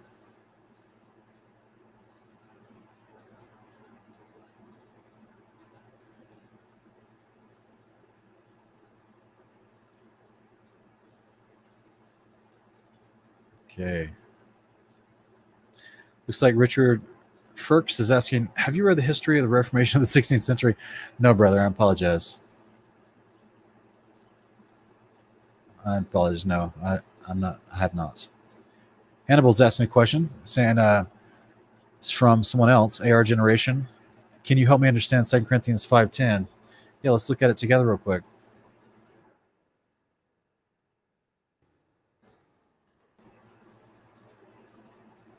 Because it has to do with, if it's the one I'm thinking of, it has to do with the gospel of the kingdom. Yeah. All right, so I'll put it on screen for us. And let's make it bigger. Okay, so as always, brother, this is Kingdom of Context. So we want to look at the context of a passage, right? So this is verse 10.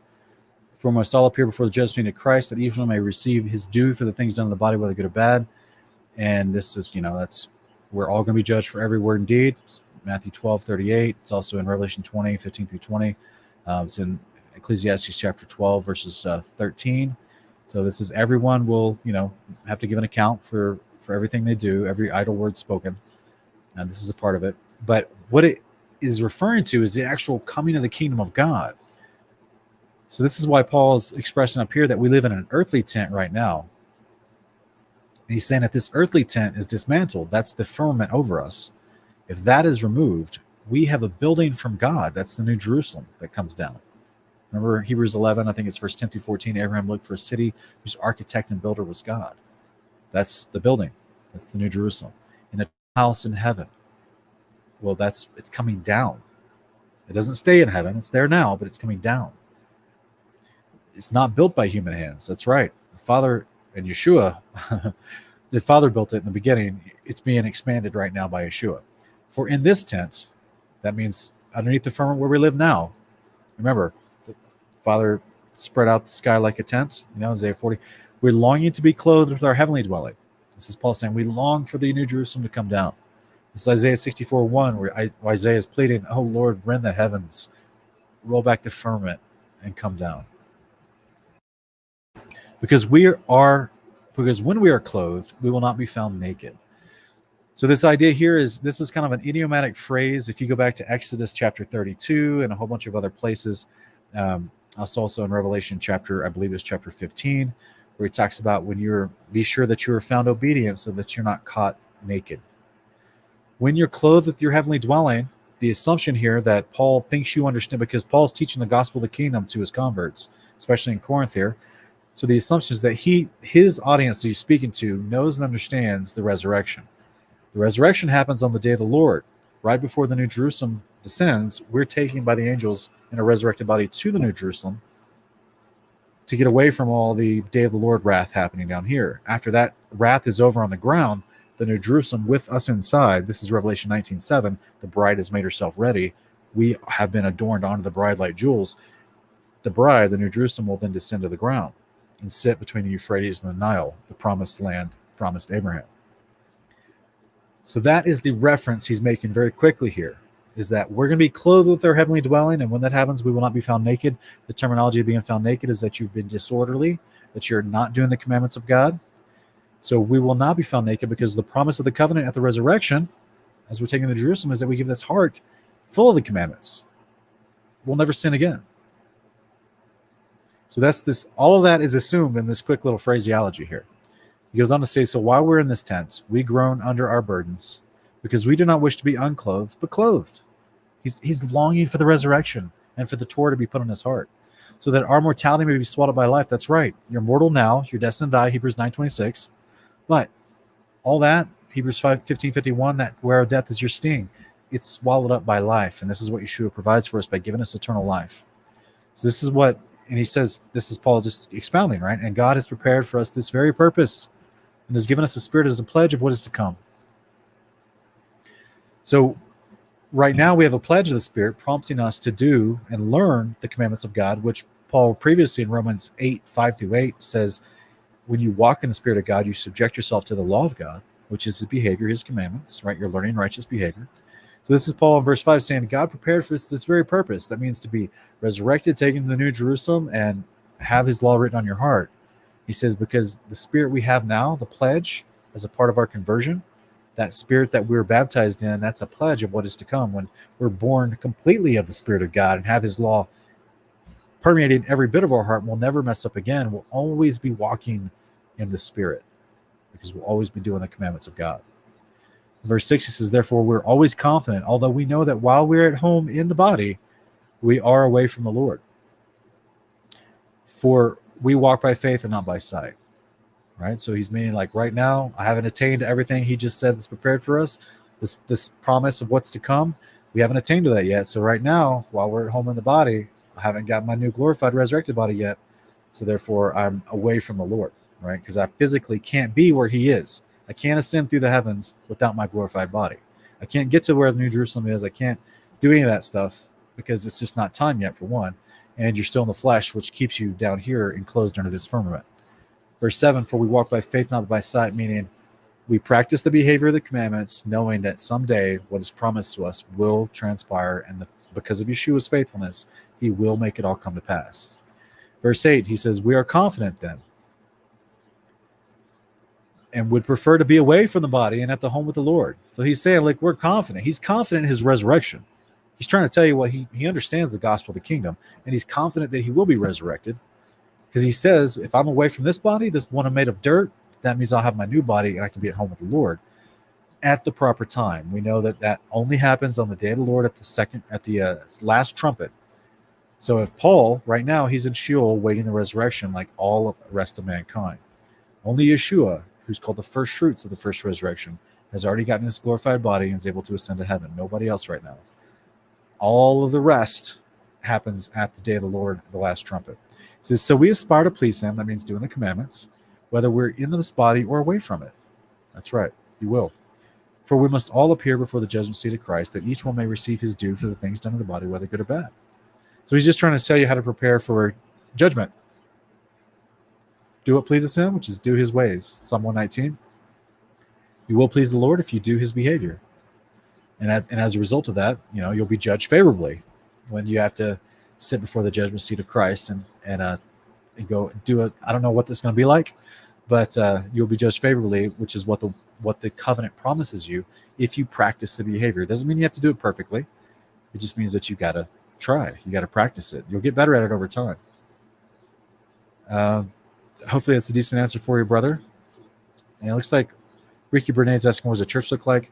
Brother, if you could give a little bit more specificity, like, I don't know. That's a really vague question. I'm not sure. I mean, obviously it's the ecclesia, it's the body of believers, but help me out. Give me some more to that question. Tell me with what you're asking.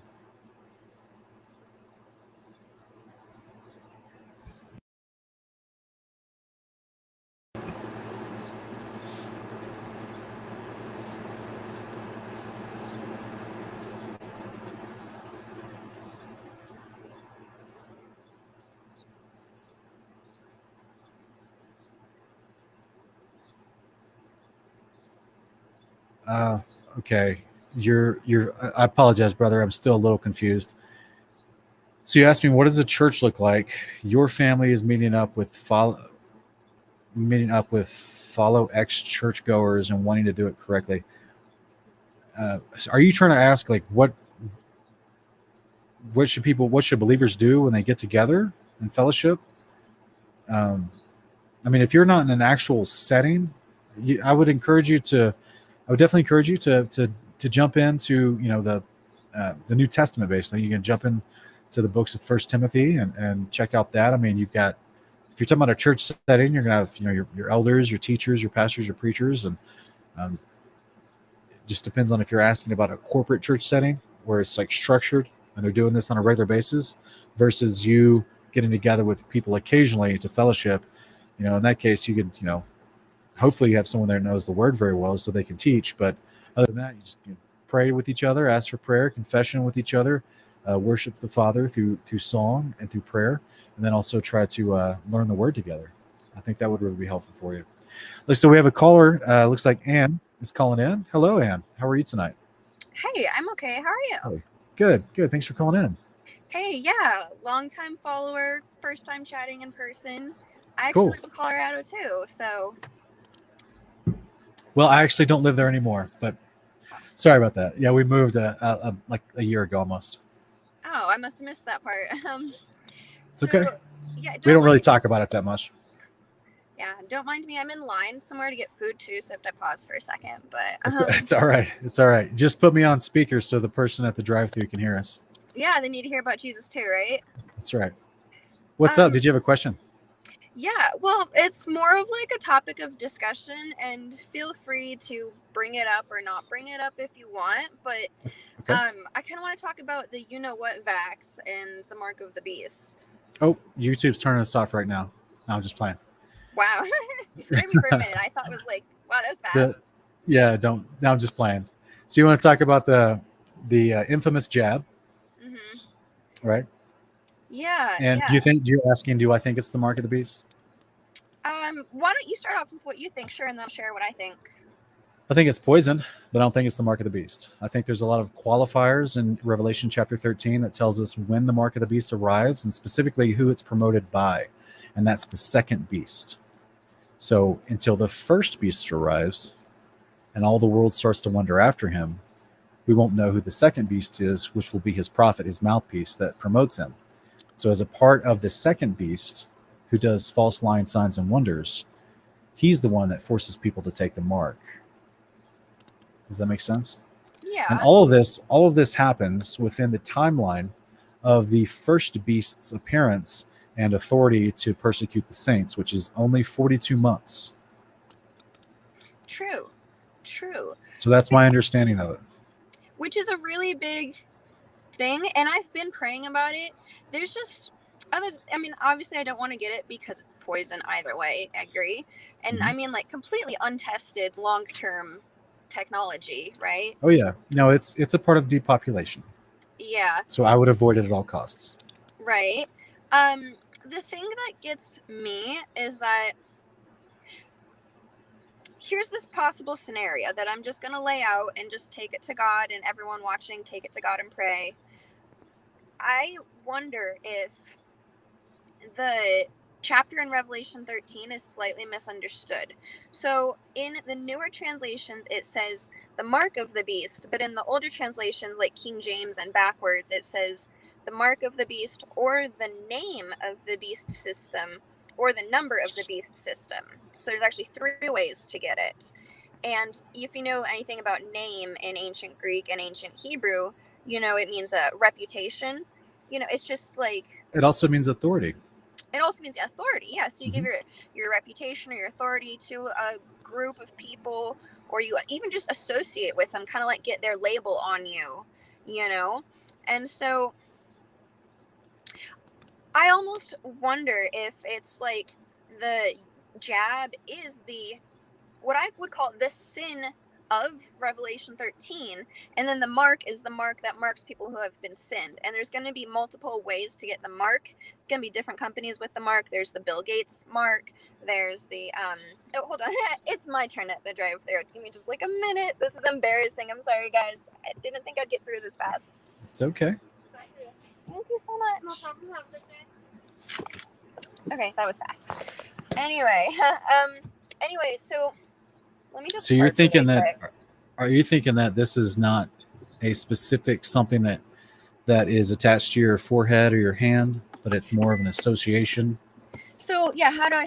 Jehovah, give me the words in Jesus' name, please. I think that the sin that sends people to hell in Revelation 13 is not taking the mark itself. I think it might actually be the vax, and then the mark or the name or the number or just any association once you get the label of the system just marks those who have committed the sin. So The sin of what?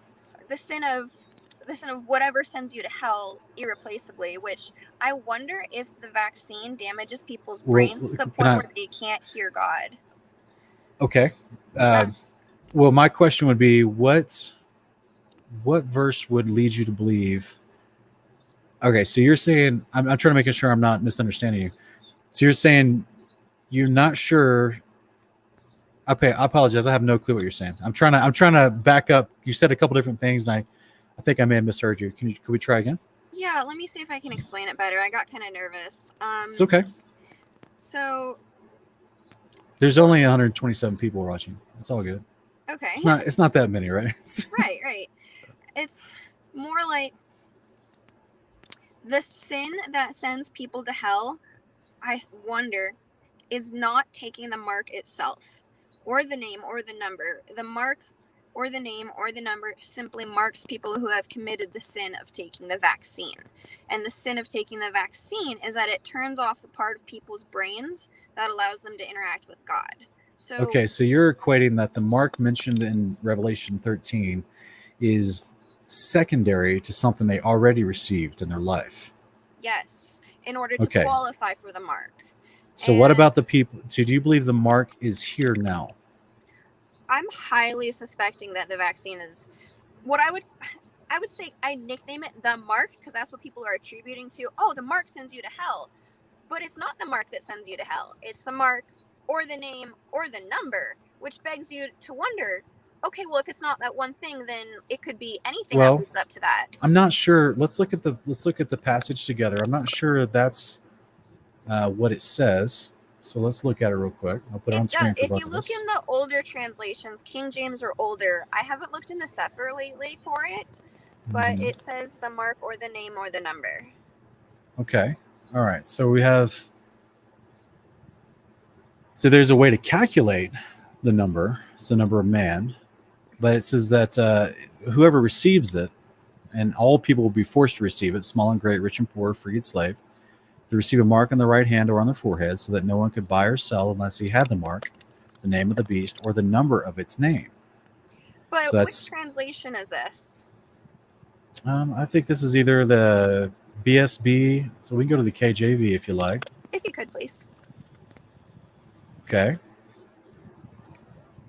It says pretty much the same thing. Well, it says different. It says, and that no man might buy or sell, save that he had the mark. Or I read that part. Or the number. No, it says it's slightly different. It says there's 3 different things you could have. Yeah, I think this might be a semantic understanding, but I think most people, when they think about the mark, at least how I've heard it my whole life, is that they understand that the mark is connected to the name of the beast and also the number of his name. But what if it's not? I'm just opening up your mind. Okay. Like, what if we've been told wrong?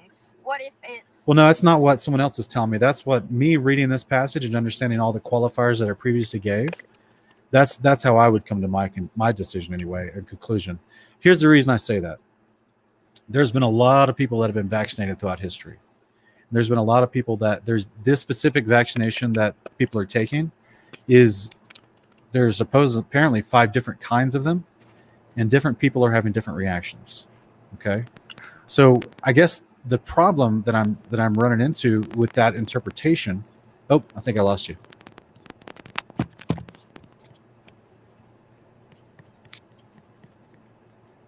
I don't know if she's still there. Anne, can you still hear us?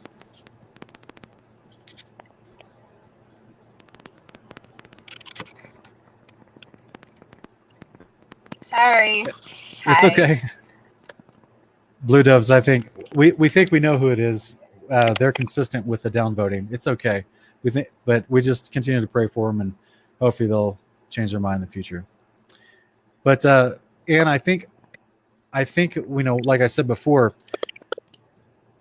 that what's so unique about the context of Revelation 13 is where the first beast gets his authority. And he gets that from the dragon. And then he gets 42 months of that authority to persecute the saints. That's in verses 7 through 10. So he persecutes all the saints from all over the world. Okay. Mm-hmm. There's huge portions of the world right now. And I mean, personally, it also says in Revelation 9 that the beast that comes up out of the pit, this is the beast. This is the first. It's also explained in Revelation 17:8 and also 10 and 11. That event, unless I missed it, I don't think the world has seen the appearance of the first beast yet. He could start off really slow and quiet in the background, though, potentially. Sure. Sort of like the takeover of Nazi Germany. And I was going to say really quickly, that's one thing that God, I can say with pretty firm certainty, told me really clearly. I was praying about the mark of the beast, and he did say this to me. I was like, well, this can't be the mark of the beast, the vaccine, God. And I'm not saying he thus saith told me the vaccine is, but I was just having this conversation. And this part he did tell me, he said, it will not start off mandatory, the mark of the beast. He said it will start off peacefully and later move to mandatory. He said, like Nazi Germany. They start off, They take over peacefully initially. I mean, why wouldn't you, if you're trying to take over the world, get the sheep that you can get the easy way at first? Get everyone on your side, and then it's really easy to finish taking over the remaining population.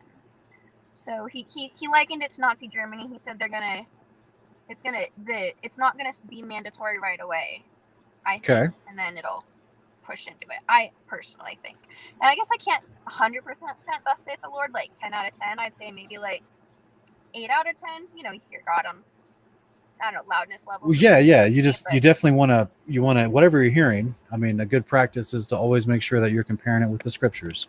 That way you can truly, because he's not going to be inconsistent with what he's already said through the prophets. So this is where I always go back, and people have called into my show and they've written me letters and messaged me for years asking me what's the mark of the beast and where is it, and is it already here? Is it chips? That computer chips? Is it Bitcoin? All kinds of theories people try to pop up about what the mark of the beast is. And I always just say, and people may not like me for this, but I always just say, hey, my channel's named Kingdom in Context. I do my best to keep things in context. And the context of that whole story of the first beast and the second beast is there's a time qualifier of 42 months that's involved in that. And I know, like you said, you said, well, maybe we just didn't see that event happen. Maybe we don't know. Maybe he's already here in secret. That's not the way Revelation 9 comes across. Revelation 9 seems like a very much big event that people see, because those things that come out with Apollyon, with the beast, go and start tormenting people across the earth. This is also backed up in 2nd Esdras, as well as the Apocalypse of Baruch. And it literally says in the Apocalypse of Baruch that this is one of the plagues happening during the end times, during this 42-month window. It's called an attack of the Shadim, or attack of the specters. So this is not something that anyone's going to miss. So I don't have a full rebuttal because it was really spotty on my end. I couldn't hear everything you said. It was coming in and out. But what if, again, the 42 months part is only the intense persecution of when it becomes mandatory? And yeah, maybe that part, maybe, it, like I said, maybe it secretly already happened, or maybe it will, like you said, be like unmissable. But and I can agree with that. Maybe, that 42 months will be unmissable. But what if it starts off as like peaceful, and they get a lot of people to take it peacefully at first, and they do this peacefully, and then the one world order, and then the rising of, the dragon and the beast system. But what if there's people who have already taken the mark before that point, or taken the mark of the sin, whatever the sin is, before that point? I think taking that mark, according to the previous context of the passage, has to do with the other things that the second beast is responsible for. The second beast is responsible for causing to give power to the image of the beast, which forces people to worship the first beast or be killed. So again, this is why I say there's context in the timing of this. So if this is happening, that's mass persecution of people that reject the beast. And at the same time, this is happening. Because it's Right. all a part of the second beast pushing allegiance and worship of the first beast. That's why he's called the false prophet. Right. I don't see anything that word for word says the mark has to do with worship, though. I don't think. No, it I'm says saying that. this verse does. This right here. I didn't say the mark does. I said it's the second beast. This is what I'm trying to point back to the linking qualifier of context. The second beast is what I would encourage you to study, because he is the one that is the mouthpiece. He's the cheerleader. He's the promoter. He's the enforcer. He's the Henry Himmlich of Hitler, right? He's the one that's want to go around and makes people worship the first beast, even by death if they don't. And so as a part of that, yeah, you're going to have great persecution. And the second beast also causes this mark thing to happen as well. I know, but I guess what I'm saying is I think there's a very high chance the vaccine is the sin of Revelation 13, and it's just we're in the peaceful stage, and then later it'll move on to the mandatory persecution stage when everything is hard and fast. And okay, rough. So all I would say that could very well be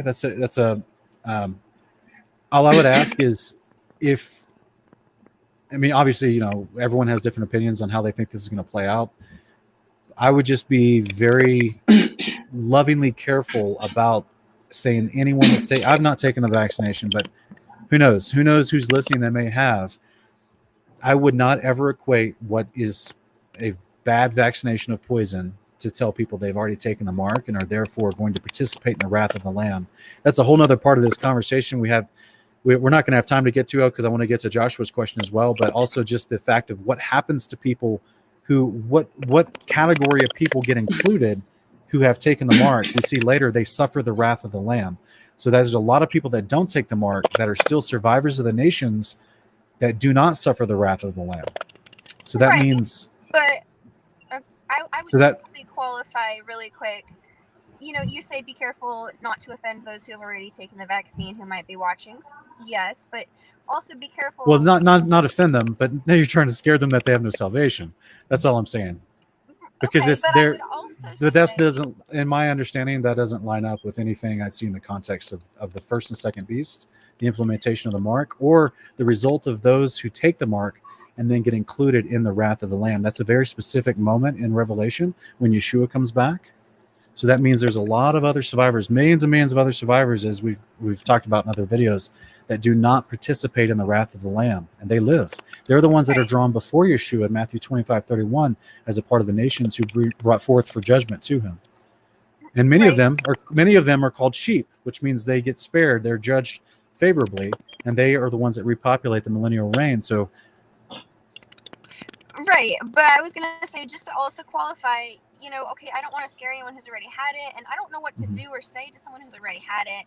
I don't know if it's irredeemable or not. You'd have to ask God. I don't have that answer. But I would also want to say the opposite warning is true as well. What if this is the so-called, I would say, qualifier to earn the mark of the beast, the sin of Revelation 13 that does cost people their soul, and you are accidentally making people feel safe taking what it. Guarantee? What guarantee in the Word do we see that this would be the qualifier that would lead people to have to take the mark? Well, for one, it's already becoming mandatory to buy, sell, or trade. Pakistan just made it the law that in order to get they are turning off anyone's cell phone service and internet service if you don't get the vaccine. Pretty much by September, every hospital has made it mandatory for their workers to have the vaccine. All the employers are making it mandatory for their workers to have the vaccine. And Bill Gates is already making it mandatory. He wants everyone to have this microchip or quantum. Well, to claim his desire is not actually to. I mean, he wants it to be mandatory because he profits off of it, but he doesn't have the power to make it so. There's a lot of people that are rejecting it outright, even states. So here's what I want to say. This, you have to do your own research as far as which states are accepting it and which ones are rejecting it. If we were 90 years ago in the 1920s in Russia, when they were killing Christians, saying if you believed in Christ and you did not confess your allegiance to the state of Russia, to the Communist Party, then you were killed. You could not buy, sell, or trade. There were Christians on the run, living underground, living off scraps, and being hunted and persecuted by the KGB. This happened for 70 years in the country of Russia. In modern day, there's over 22 million people in North Korea that are legal to worship Yeshua, and they have to give their allegiance to the state of North Korea. They can't buy, sell, or trade by trying to be a Christian in North Korea. They get killed. So this is why I say there's qualifiers. It does, but there are qualifiers to the specific mark of the beast referenced in Revelation 13. We see implementations of this type of restrictions, forcing people through oppression to not be able to buy, sell, or trade all around the world for the last 100 years in different regimes that are corrupt, that are godless. But as far as this specific context, I would just personally disagree that it's not poison that they're already telling us to take poisons anyway. They put it in our foods, they put it in our drinks, they put it in our waters. You know what I'm saying? But ultimately, Ann, if you have a last statement for your concept, your thought, I'd love to hear it. Otherwise, I'm going to have to also get to Joshua because I don't want to be rude to Joshua as well. Can you hear me at all? Yeah. No, I'm sorry, Joshua. I don't know if Ann can hear me. I got really bad reception. Yeah, can you hear me? It's really there's a lot of static, Ann. Can you hear me? You're pausing. I can hear you, but there's a lot of. Okay. Try to call back in when you drive to a better reception area. Can you hear me now? No. It's pausing a whole bunch. Try to call back in and here in a minute, okay, Ann? Can you hear?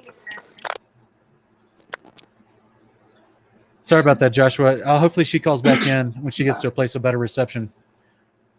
Hey, brother, how you doing? That's fine. Shabbat shalom. Shabbat shalom to you. What's up? Yeah, I'm fascinating topic, huh? That topic, yeah, man, is like there's a lot to consider for 5 sure. hours. Yeah, I know it's its own show. Yeah. Yes, it In fact, is. we had a show. Topic. Sorry, go ahead. No, you had a show? We had a Mark of the Beast show on my Kingdom Cast channel. It took about 4 hours. Yeah. I saw it. I think that was the second one I watched from you guys. The way that I meant how I found you in YouTube, it was because of these other YouTuber, the flat earth YouTuber. Okay. And then I think he was and after that I saw that video that you said it's like more like 4 hours. Yeah. You and three other brothers. Yeah, I saw it. Amazing. Yeah, but hey, this is the deal. Ever since I found you, I've been very blessed. Awesome. I mentioned before, right? And I've been trying as much as I can, the best way I can, to be in obedience, right? Okay. Following, the Father's commitment, the law, everything that is applicable to me. Even though I'm not, I don't have it clear, like 100% because I'm still learning. But the little I learn, I try to put it into practice. That's what I try to do, and eventually I'll be like in a good level, probably like at your level, that you're putting everything in practice as it's supposed to. It's supposed to be, right? Okay. I'm happy because of all of the information that I'm gaining from you guys, that your teachings and everything, and it's been amazing. So I used to.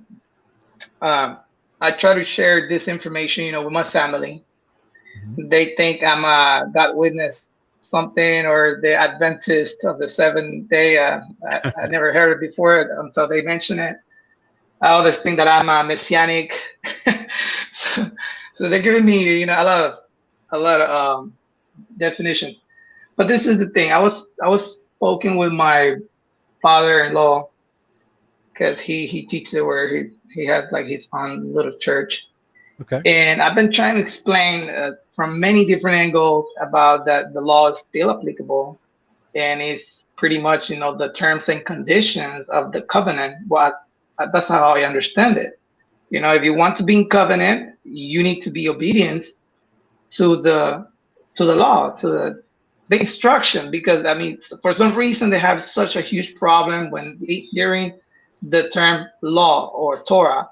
They just go crazy, They're like, "What are you talking about?" But I'm like, okay, let's parentheses instructions, Sure. So he's like trying to make fun of me. He's like, Okay, well then you need to go to Israel and you need to do the feast there, and you need to present. You need to go to Israel temple, and I was like, I don't need to go there because there's no temple right now there, and it's not. We don't have a current priesthood like Levi priesthood. We have Yeshua. He's a high priest under the order of Melchizedek, and that's why we can enter, to the throne of grace, through Yeshua. So he's our mediator, right? Yeah. So there's no temple. So he came up with me. He's like, all right. So he started sending me all this text. I know there's a lot to say of this, but let me see if I can try to explain, okay? Because I want to explain him, And he's like, he sent me Daniel chapter 8, 11, 14. Because what he's trying to defend is that there's going to be like a temple built, like a sanctuary. And he's like, well, what about this? They says that take away the continuous sacrifice. Because what he thinks that the law is something that kills you, it's something that you don't supposed to be doing because Jesus completed everything for you, Right. He's the end of the law. And then, I mean, that's what he's been and taught. how you exactly, because he has like a combination of dispensationalism, dispensation.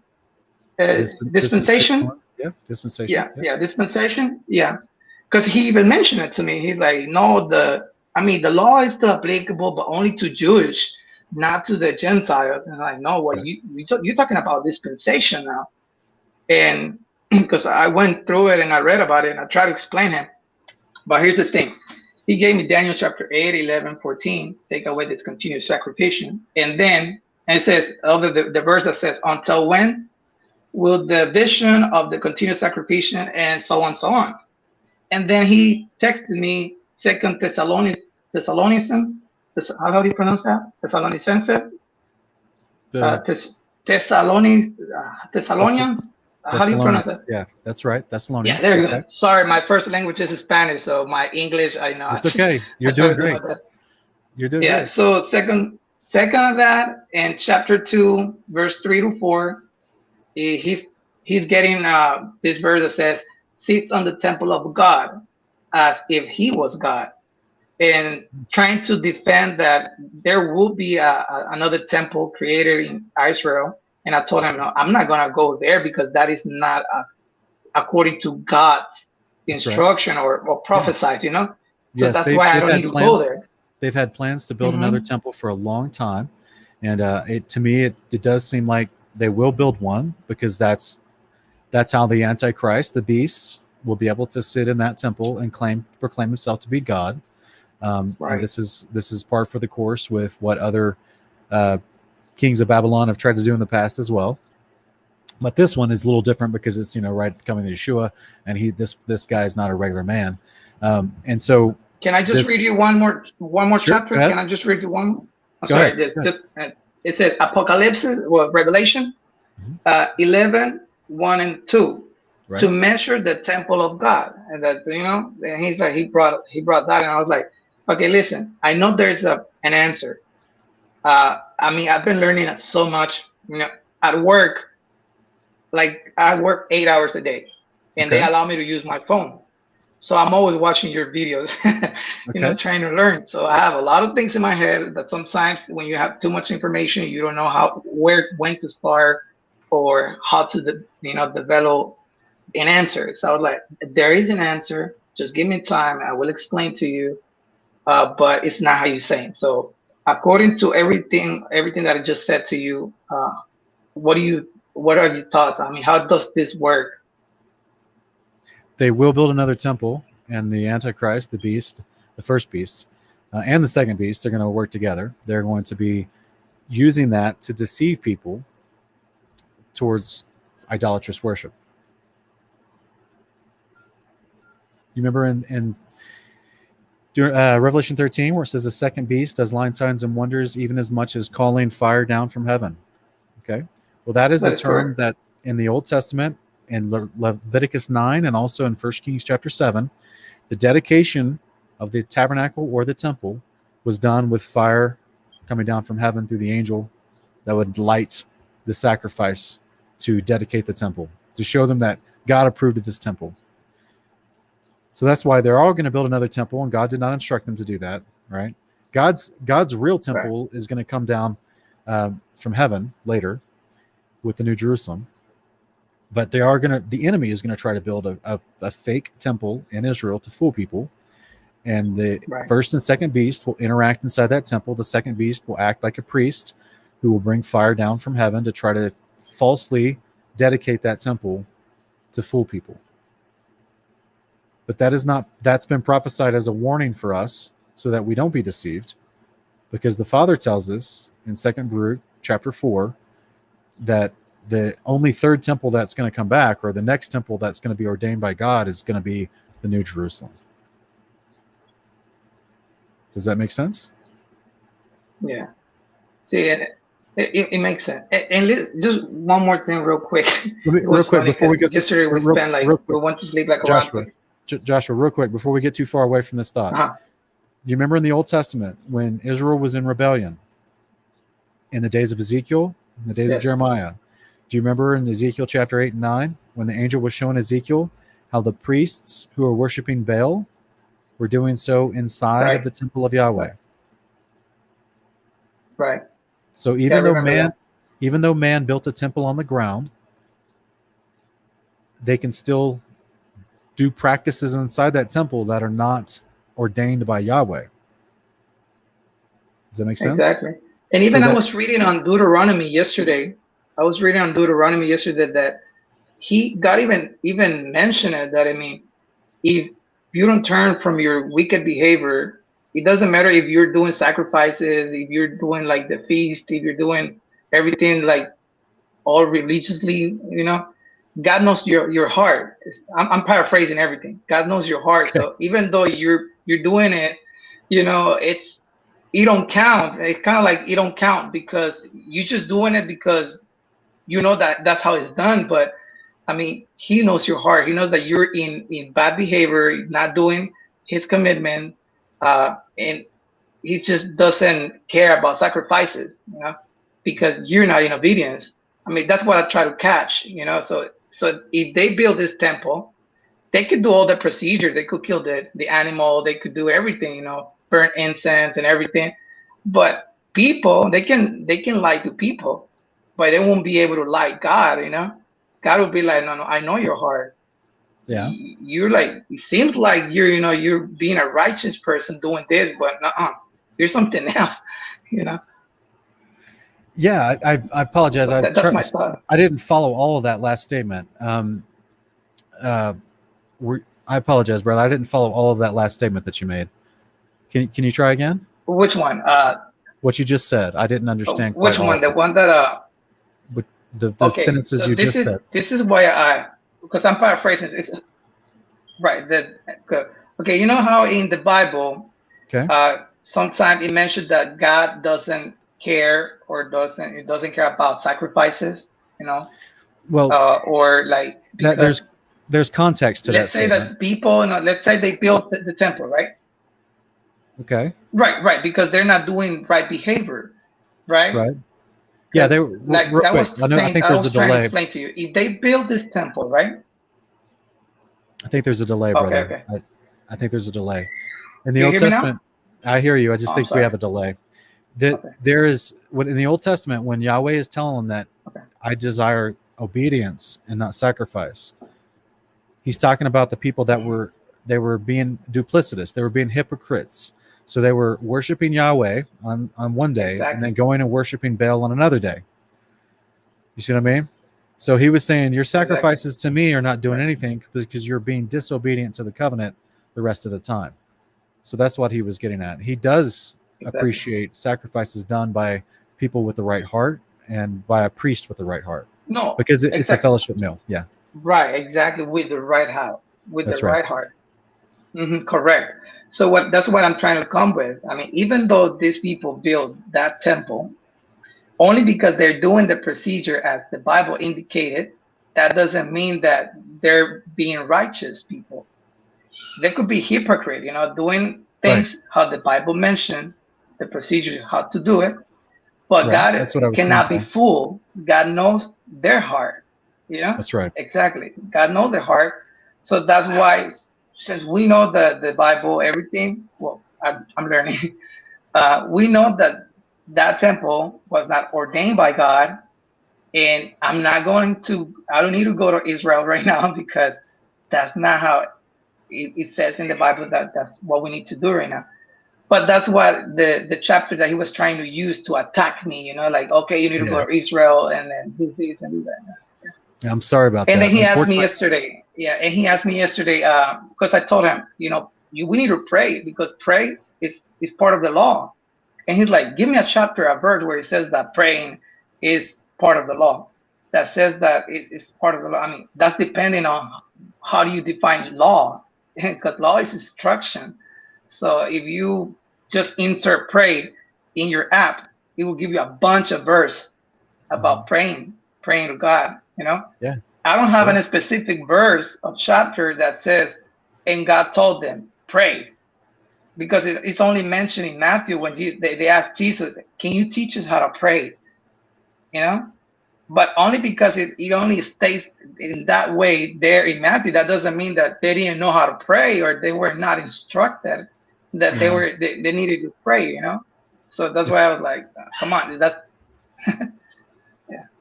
Yeah, unfortunately, I think your father, with all due respect to him, there are a lot of believers that find themselves in your position that have started trying to take the Bible for what it says and not reinterpret it through man's tradition. And we run into a little bit of friction with people in our family, specifically those of an older generation, because they have been taught something very heavily. They think they already know what it says, but this is where I would just be really patient, Right. just keep dropping the word with him patiently and lovingly, and just let him, just keep trying to share with him the definitions of, the terms, and so that he can help come to a better understanding of what you're talking about, because that's really usually what it is people using the wrong definitions of the words because they've been taught to use them wrongly through bad teachings. Yeah, that's right. Yeah. No, I've been patient, and believe me, and I really thank the Father. I really thank you, God. You're doing such an amazing job. Listen, just one more thing. I want to get on your Patreon, and I want to be part of that Bible that you're creating. That's a good that you said that study guide. Yeah. Since I haven't been in Patreon, for like 12 months, but I want to be part of everything that you doing now that you have now. Is there any way that I can just give the full amount and be counted as part of it, everything that you're starting? People, for anyone that doesn't want to do the Patreon is set up to do it like a monthly installment. But if you don't want to do Patreon, we have the PayPal links or the PO box below. That's where people have just sent me basically, the 20 times 12. They've just sent me the 240, and they said, hey, they wanted to be, they don't want to do Patreon. They just want to pre-order a book. And then I put you on an email list and send out the updates to you as a result of doing that. And actually, I don't. The reason I'm saying it is not because I don't want to be part of Patreon. I mean, I want to, but I want to be part of that specific, advantage, that be part of the first people that receive, so I want to know if I can send you the full amount and then continue being in Patreon. Well, it will continue to charge your card if you use Patreon. That's why we have the other two options for people to use, both PayPal and our mailing. That's fine. You guys doing an amazing job, and for me, we spend money for other things, man. I mean, help you guys, with this. It's not a huge amount, and we're being blessed. Well, I've been being blessed, That's great, bro. I appreciate your support. So I guess I'm just gonna do it. So I send you through PayPal first the whole amount, and then I'll put you on the email list, and if you choose to do Patreon after that, then that's your choice. Yeah. All right, perfect. All right, then I'll go ahead and do that whenever I get a chance. Thank you so much, Joshua. Thank you. Appreciate Shabbat shalom, and God bless you. Shalom. Yeah, you too. And still me. I just changed it to AR Generation because I know it's kind of hard to pronounce my name, Josué El Sobreviviente. So that's why I changed it to AR Generation. That's something that I want to do in YouTube, is analyze and reflection, analyzing and reflecting, like reflection, to become to a better understanding and a better future, So that's AR Generation. All right. Well, I appreciate it. God bless you. Yeah. Thank you. Have a good day. Bye-bye. Bye-bye. And Ann is back. Hey, she must have got to better cell reception. I'm traveling somewhere else. Hopefully I have a better signal here. Can you hear me? I can't hear you. I can't hear you. Oh, Real quick, come on. Shannon Mackey. I can't hear you. Just give me 1 second. Shannon Mackey, I have explained Hebrews 11:5 with an entire video. It's actually called Where is Enoch Now? I believe that's what it's called. Where is Enoch Now? And it's in my Milk and Meat playlist. My Milk and Meat playlist. So if you go to my playlist on Kingdom and Context and then scroll down, you'll see a video solely dedicated to Enoch, and I go into great depth expounding upon Hebrews 11:5.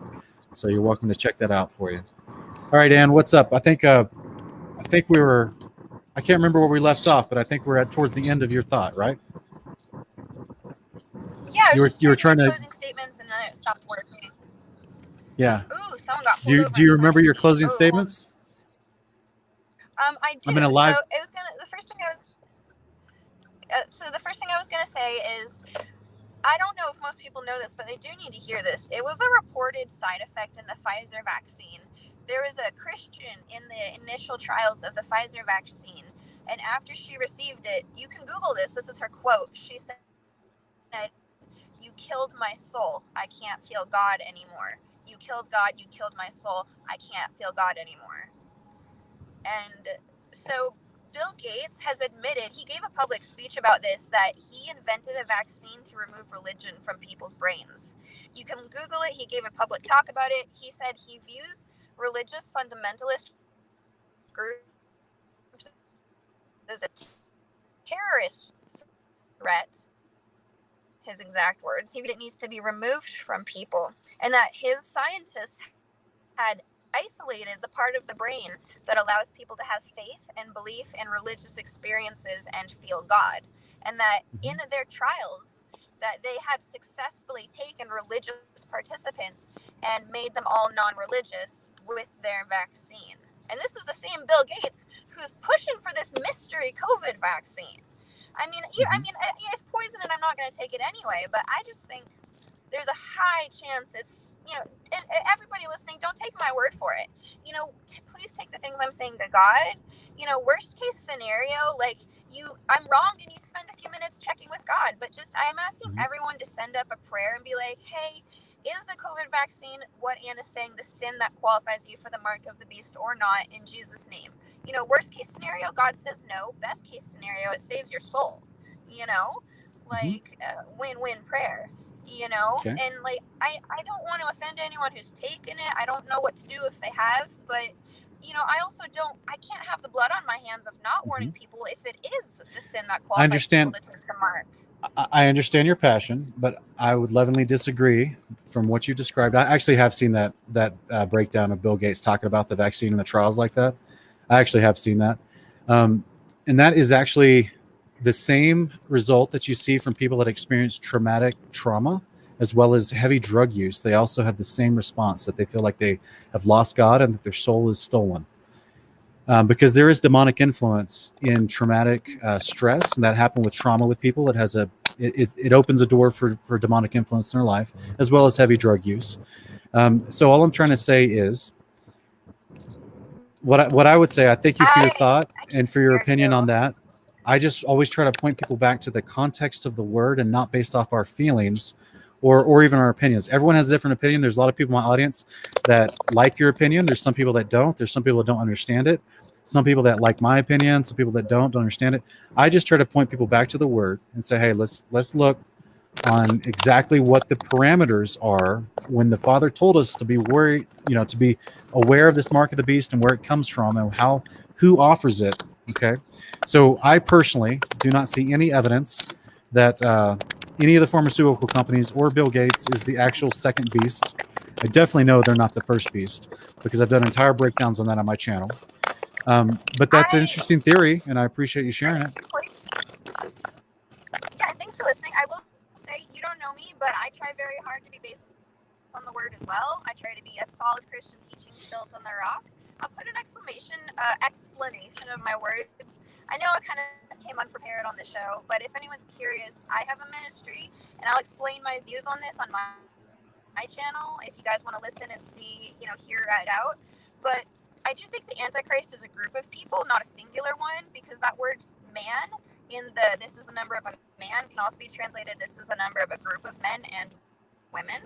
And do look that one up in Greek, please, Sean. It can be a group. So I think it could be possible Bill Gates is part of the Antichrist beast system group. Just saying. Thank you for your opinion. Test Sean and I's Yes. word. Yes, absolutely. Test everything. All the videos I put out on the beast, definitely test that. So everyone just pray about it. That's all I'm asking people to do is pray about it. Yeah, I would just discourage them from taking it just on medical reasons alone. I actually have injuries in my body from vaccinations when I was younger, when I was a child. So I'll never be taking any more of those for the rest of my life. I can't hear you. But ultimately, yeah, your cell phone's back into another bad area, and your face is frozen. Okay, Ann, I'm going to get to our next caller. I appreciate you calling in. Calling in again, okay? All right, looks like we have Joe Hill. Joe. Sean, how are you doing? Good to see you. Good. Hey, Joe, what's up? You guys caught my interest big time when you were talking about the Temple of God. Yeah. Just recently, I don't know if it was like 10 minutes ago or something. Uh-huh. Okay, so on my screen there, I just have, it's like a little time-lapse thing or a little it's a little GIF GIF image. Yeah. That's SpaceX landing their boosters. Okay. Now, another way that it seems that there's probably many ways to look at this, and I think you're probably right about like them building a temple on the ground. I think it's something that seems to be in the news or something all the time. Okay. But you and I know of a city that has foundations, whose builder and maker is God, right? Okay. Yeah. And where's that? It's do you know what I'm above saying? the firmament right now. Yeah. And so I see, I know you know about the firmament, and you know that everything above us in the sky is not just a physics thing, test. It's angels, and I can't even begin to name how many things are happening up there. And also, it's heaven. It's the celestial realm. And I think that I see like the whole space exploration to be like an assault, maybe more on people's beliefs, but an assault on New Jerusalem. Like when Jesus said, when you see Jerusalem compassed with armies. And it seems to me like the whole space thing, and I know you know that there's lies there.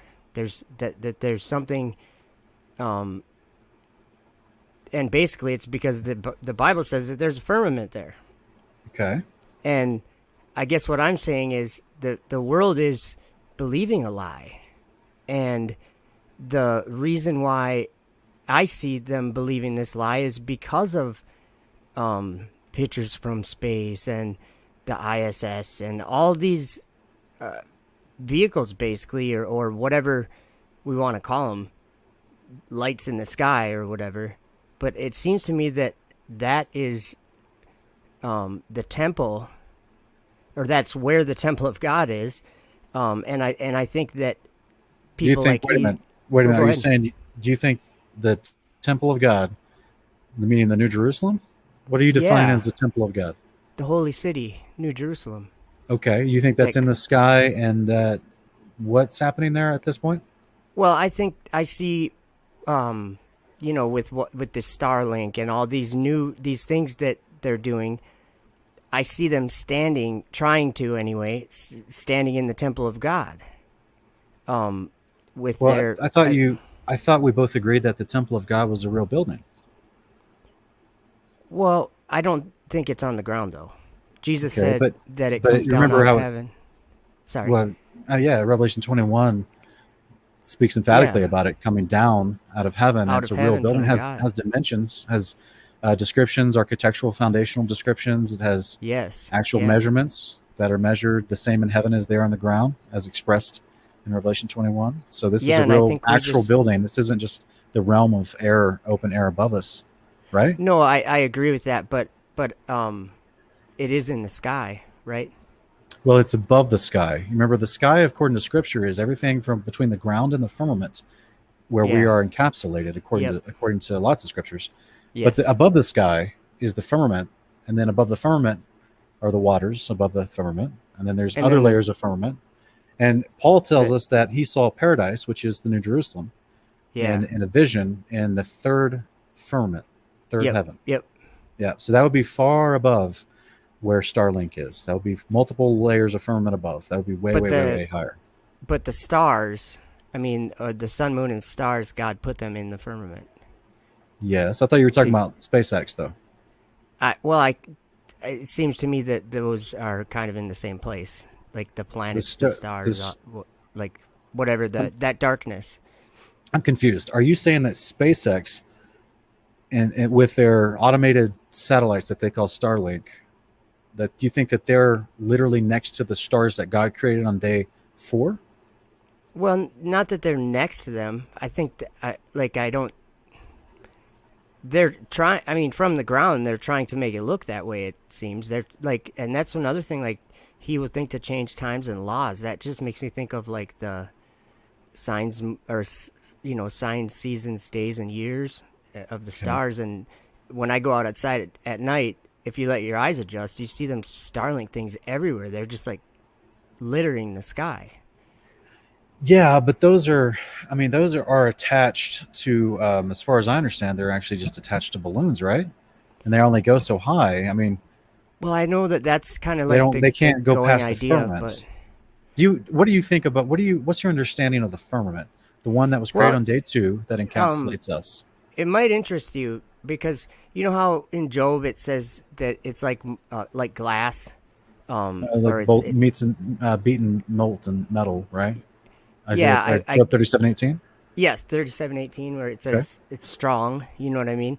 right? Like molten glass beat out. Yeah. And I'm not saying that I understand the everything about the firmament, because I'm just learning. But I do think that the reason why it's hard is more because of how fast the sky's moving, and like. Well, again, what are you describing as the sky? I apologize. I'm not trying to be cantankerous, but I have to help. We have to define our words so that we're talking about the same things here. Probably use it. Where the birds fly, and even above that, where there are no birds, or but that's not what the firmament is described as in Scripture, though. The firmament is described as an arched structure that supports waters above it. That's a solid structure. Well, and that's what And I think. it's above where the birds fly. The birds fly below it. The firmament is above it, encapsulating the area where the birds fly. And everything. No, the stars, the sun, and the moon are not inside the encapsulated firmament that was created on day 2. They're in the upper layers. I thought he set them in the firmament, I think. Remember, that's why I was asking you, what's your definition of the firmament? Because there is multiple firmaments that are described in scriptures. Yeah. All right, up to 7. 7, and yeah, 7 heavens or whatever. Yeah, we're under the last firmament that was created on day 2. We're under the bottom layer. That means on day 1, when God created the heavens and the earth, he created the other 6 layers of the firmament. We see in other writings, like the Apocalypse of Abraham, that the stars are in the 5th layer of the firmament. 5th layer, okay. Yeah. And so I get, obviously I wouldn't argue with any of the information that we get from these prophets of the scriptures. I wouldn't argue with that because that's actually what I believe I believe in what I believe it's true what they say. Sure. And whether I understand it or not. But the best I could put together from all the descriptions that I've been studying for years about all the biblical model is that imagine you're in a building that's 7 stories tall and you're on the bottom floor, and all the roofs are see-through. They're like glass floors in between the floors, right? Yeah. And that you can see through them. and that the sun, moon, and stars are placed somewhere in the second and third layer of the firmament, and then the sun and moon are second and third layer, and then the stars are in the fifth layer, which makes sense to what we observe, totally. right? That's what because it looks like. We observe the stars behind the sun. Yeah. So behind the moon as well. So that's where the space where we are is enclosed by a firmament that was specifically created for us on day 2. And that's the one that encapsulates the area where the birds fly. So there's nothing that, and man was, and of course, 1 John 15, man was not created to live up there. We can't get through there. Yeah. Our bodies would not be able to handle it. We weren't made for it because we're made of the dirt of the earth. They can't handle it. There is some physics involved. So that's all I'm saying. That's my understanding of the biblical model. So when I see stuff like NASA and SpaceX and they're putting stuff, literally, shooting parabolic rockets that go at a trajectory curve, they're not actually going above the firmaments. They're not getting anywhere close to the actual sun, moon, or stars. They're going sideways is really what they're doing. And eventually, they turn. That's what the science would tell you. As far as this is an interesting thing about what space actually is. Anything that's ever been in space, like what they would consider orbital, like low Earth orbit, like that idea, or when they went to the moon, or anything that they say they do up there. In order to put Starlink satellites up there, they go up about whatever the Kármán line is, or they go to the thinnest part of the air that they can get to, and they start going sideways. And this is where another idea that talks them into this globe thing is because they think that by going sideways so fast that they're actually falling at the same rate of the curve of the earth, and so they perpetually free fall. Right, but the reality is they don't actually go that fast, right? I don't think that I do think they go that fast. You think they go 17,000 miles an hour? Yeah, not through the air. You can't do it through the air. And that's then what are they going through? Because the only thing above the air is the firmament, like we just described. And that's why I have maybe I'm not trying to be argumentative. I'm more saying I might have a different point of view about how the firmament is strong or hard, and it has fine. Lots to do just with speed, with how fast something's going. Well, wait a minute. While I'm saying it, and it's okay if you disagree on something. That's fine. People do that all the time. Yep. People are doing that right now in the chat. So that's fine with me, man. I'm not worried about that. We can still be brothers and disagree on some stuff. All I'm saying is when we take what the Bible gives us as clear definitions of something the Father made, and all I'm hearing, though, I'm hearing you take something that the world tells you, and you're trying to take that as truth and figure out how it would work while not using the definitions of what the Father made. So therefore, we run into contradictory statements. I think I do try to, maybe we understand something differently, but I don't think that the statements I'm making are contradictory, because if you understood what I'm saying about the firmament, I guess what I'm saying is it might not actually be like a piece of glass as the dome that way. I'd think of like when they let me ask you this, brother, because we, with as much love and respect, we try to, theories are fine, opinions are fine, but I always challenge my brothers and sisters in the faith. What does the Father say about the topic?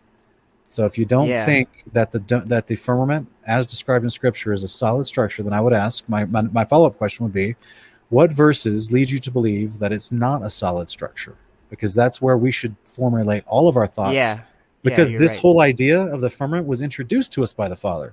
You and I didn't make up this idea. We didn't think this up. No, and I agree. If we're going to be using this terminology, then we should use his definitions of the terminology. So, do you have a scripture that would define it as something that's not solid?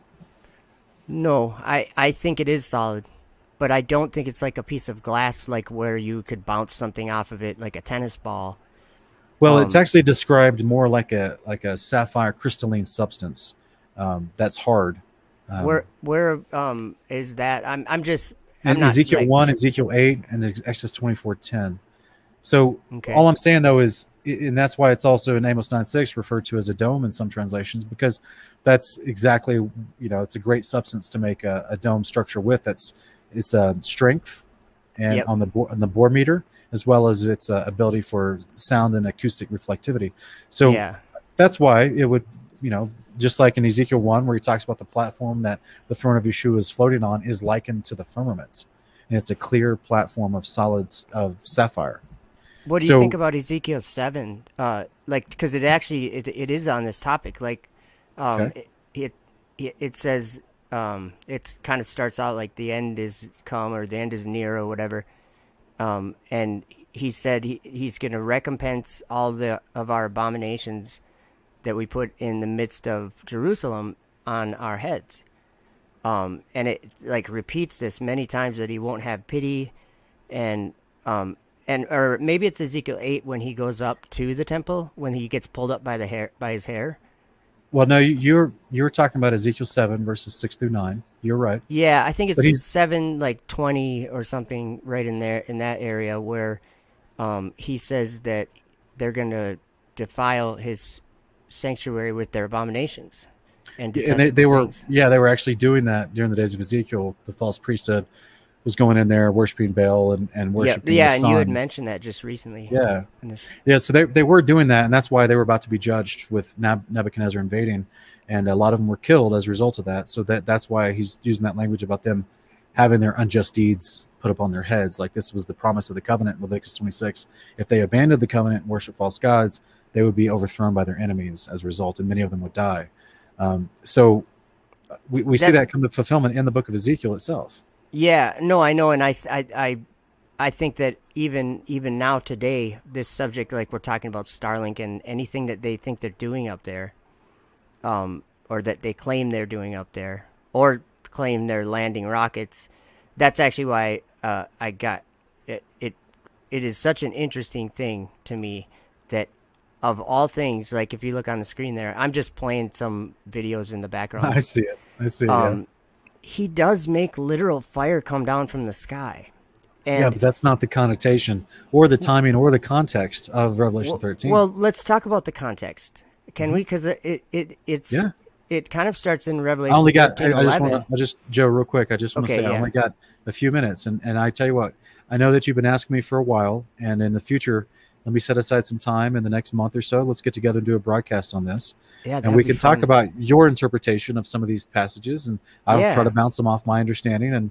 But I like the context subject that you just brought up. We can talk. 1 second, we can talk about it real quick. I only got about 5 minutes in this broadcast because I've got to do some other things tonight. Well, I appreciate you picking up on that. But sure. What's your question on Revelation 13?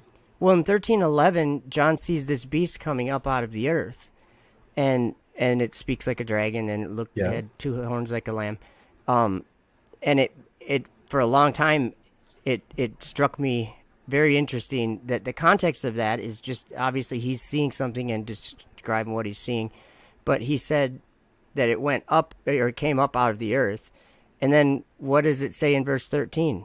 It made fire come down from heaven. Well, actually it says the second beast does line signs and wonders and makes fire come down from heaven. That's what I was just Revelation 13:11 says it comes up out of the earth. I thought you were talking about the first beast. No, I'm talking just this one, the one that makes fire come down, and he uses that miracle to deceive the world. Okay. But it says he comes up out of the earth. Okay.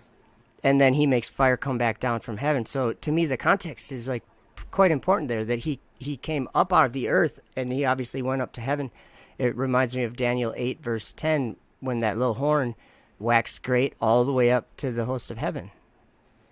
And it was down on the ground when he first saw it. It wasn't on the ground. It was flying, or it was moving over the face of the ground without touching the ground or whatever. What are you interpreting Revelation 13 and the second beast? What are you interpreting him to be? Well, I just see rockets doing this. They come up out of the earth, and like this cartoon of a rocket on the screen here, that's a Dragon capsule, that little horn on the top. That's the Dragon capsule, and it's a 2-stage rocket. So wait a minute. So you're saying that the second beast in Revelation 13:11 is a rocket and not an actual entity? I think that it's possible. I mean, by what John was saying, if you look on the screen right now, actually, this is one of them landing, and Well, whether or not it's real, because I know there's a lot of people who say, well, that's just fake, it's CGI or whatever. Whether or not it's real, I don't even think is too important. I think you and I both know that this is being used to deceive the world into. well, no, we agree with NASA and SpaceX deception. I'm just saying we got to stick with the words in the book, brother. So in Revelation 13:14, well, in 13:14, it talks about the second beast. He says, and he deceives them that dwell on the earth by means of those miracles which he had power to do in the sight of the beast, saying to them that dwell on the earth that they should make an image to the beast. The second beast speaks to the people to get them to worship the first beast. That's why he's called the false prophet.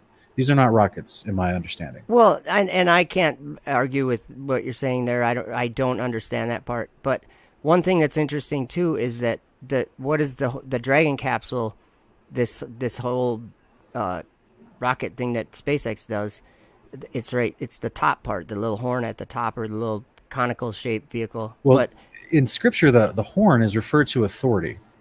And so that's why the beast is spoken of as someone that he's called the little horn in Daniel 9, but he's also referred to in Revelation 13 and also in 17 as someone that is the other kings, the other 10 horns of the beast give their authority to the beast. So there's horns, right? Well, there's a consistent contextual understanding of what a horn is in prophecy, and that's someone that has authority.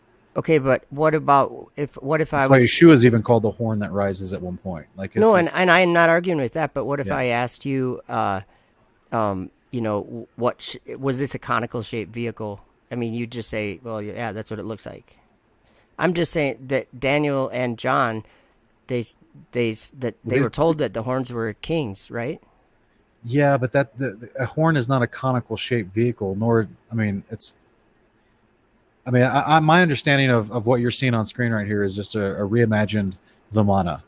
It's just an homage to ancient India, and has. By the way, these are predecessors. You and Wes, what you guys are doing, that show is awesome. Yeah, thanks, brother. It is. I'm like hooked on it. Yeah, I appreciate it. And especially the last one, you were just pumping out information. It took me a while to. I had to listen to it a few times. Okay. So good on you for that. But yeah, I would love to. I don't want to hang out too much. I feel like I'm wasting people's time right now. You're okay, brother. Yeah, just let's get together. You can message me or hit me up at kingdomofcontext@gmail.com, and we can set up a time in the next month, and we can figure out a good time for us to both do a broadcast together on my Kingdom Cast channel, and we can talk about some of these things.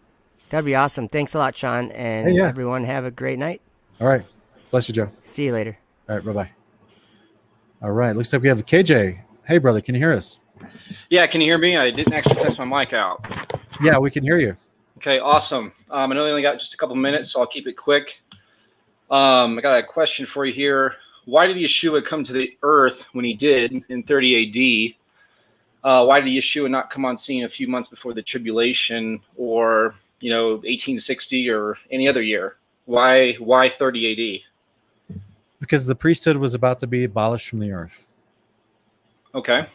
So from Adam to the point of the Romans invading and destroying the temple and dispersing for the second time, fully in totality, the entire priesthood and the entire nation of Israel across the plane of the earth, which has been prophesied multiple times in previous prophets.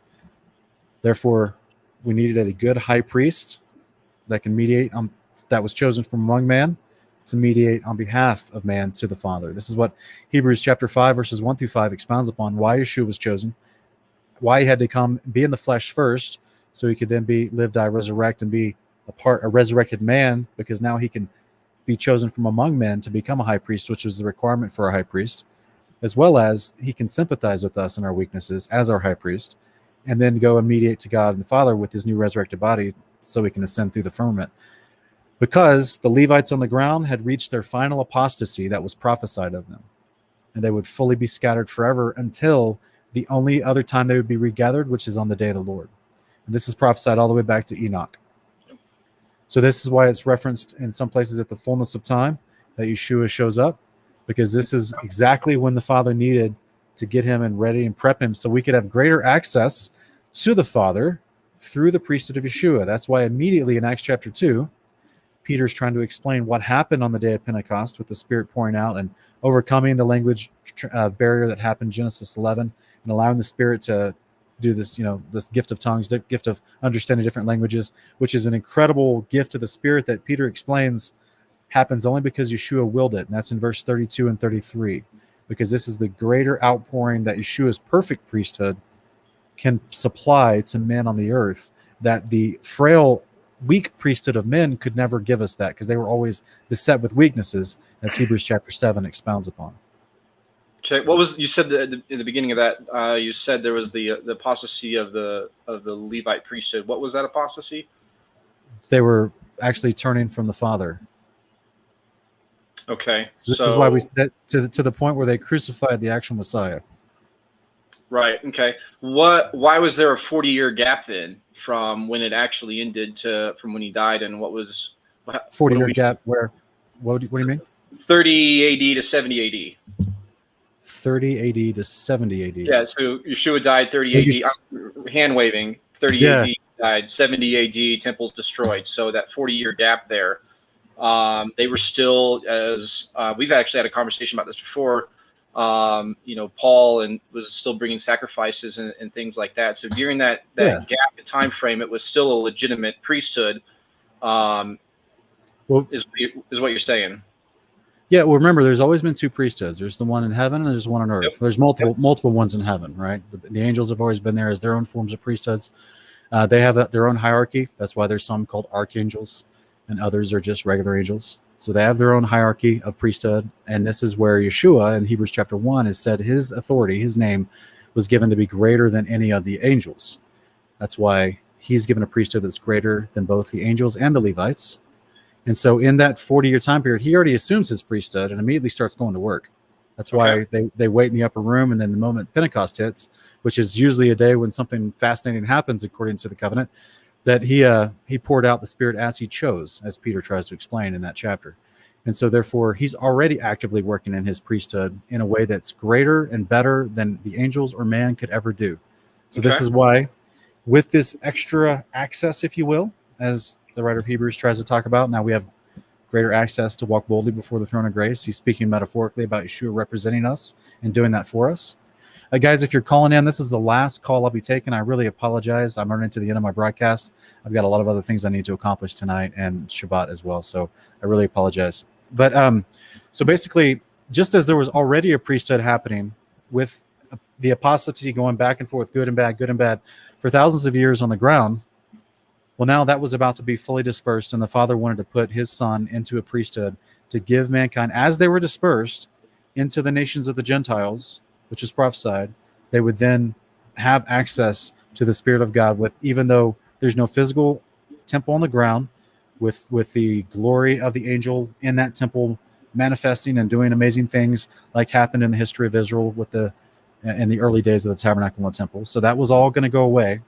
So therefore he decided he's going to have his Son come at this right time to put him in a position of priesthood in the heavenly temple, to give us increased access wherever we are on the earth, so we can have this high priest over us that we can confess our sin to. He can pour the Spirit out to us as he chooses, to help lead not only us to better obedience, but to others to the goodness of God, which leads to repentance, so that we can then go out and be gathering in the Gentiles, which is also what he talks about in Isaiah 57:19. Yep.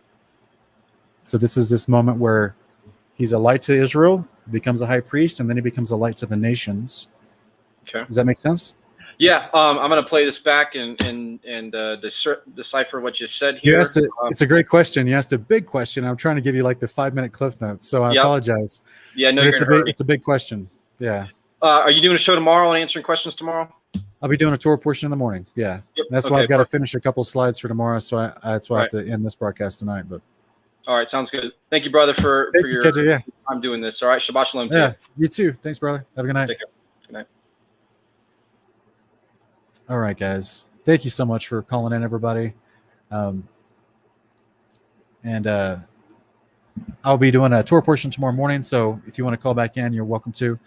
But at this time, we're going to be ending the broadcast. I really appreciate everybody being here. And we will see you guys next time. Have a good night.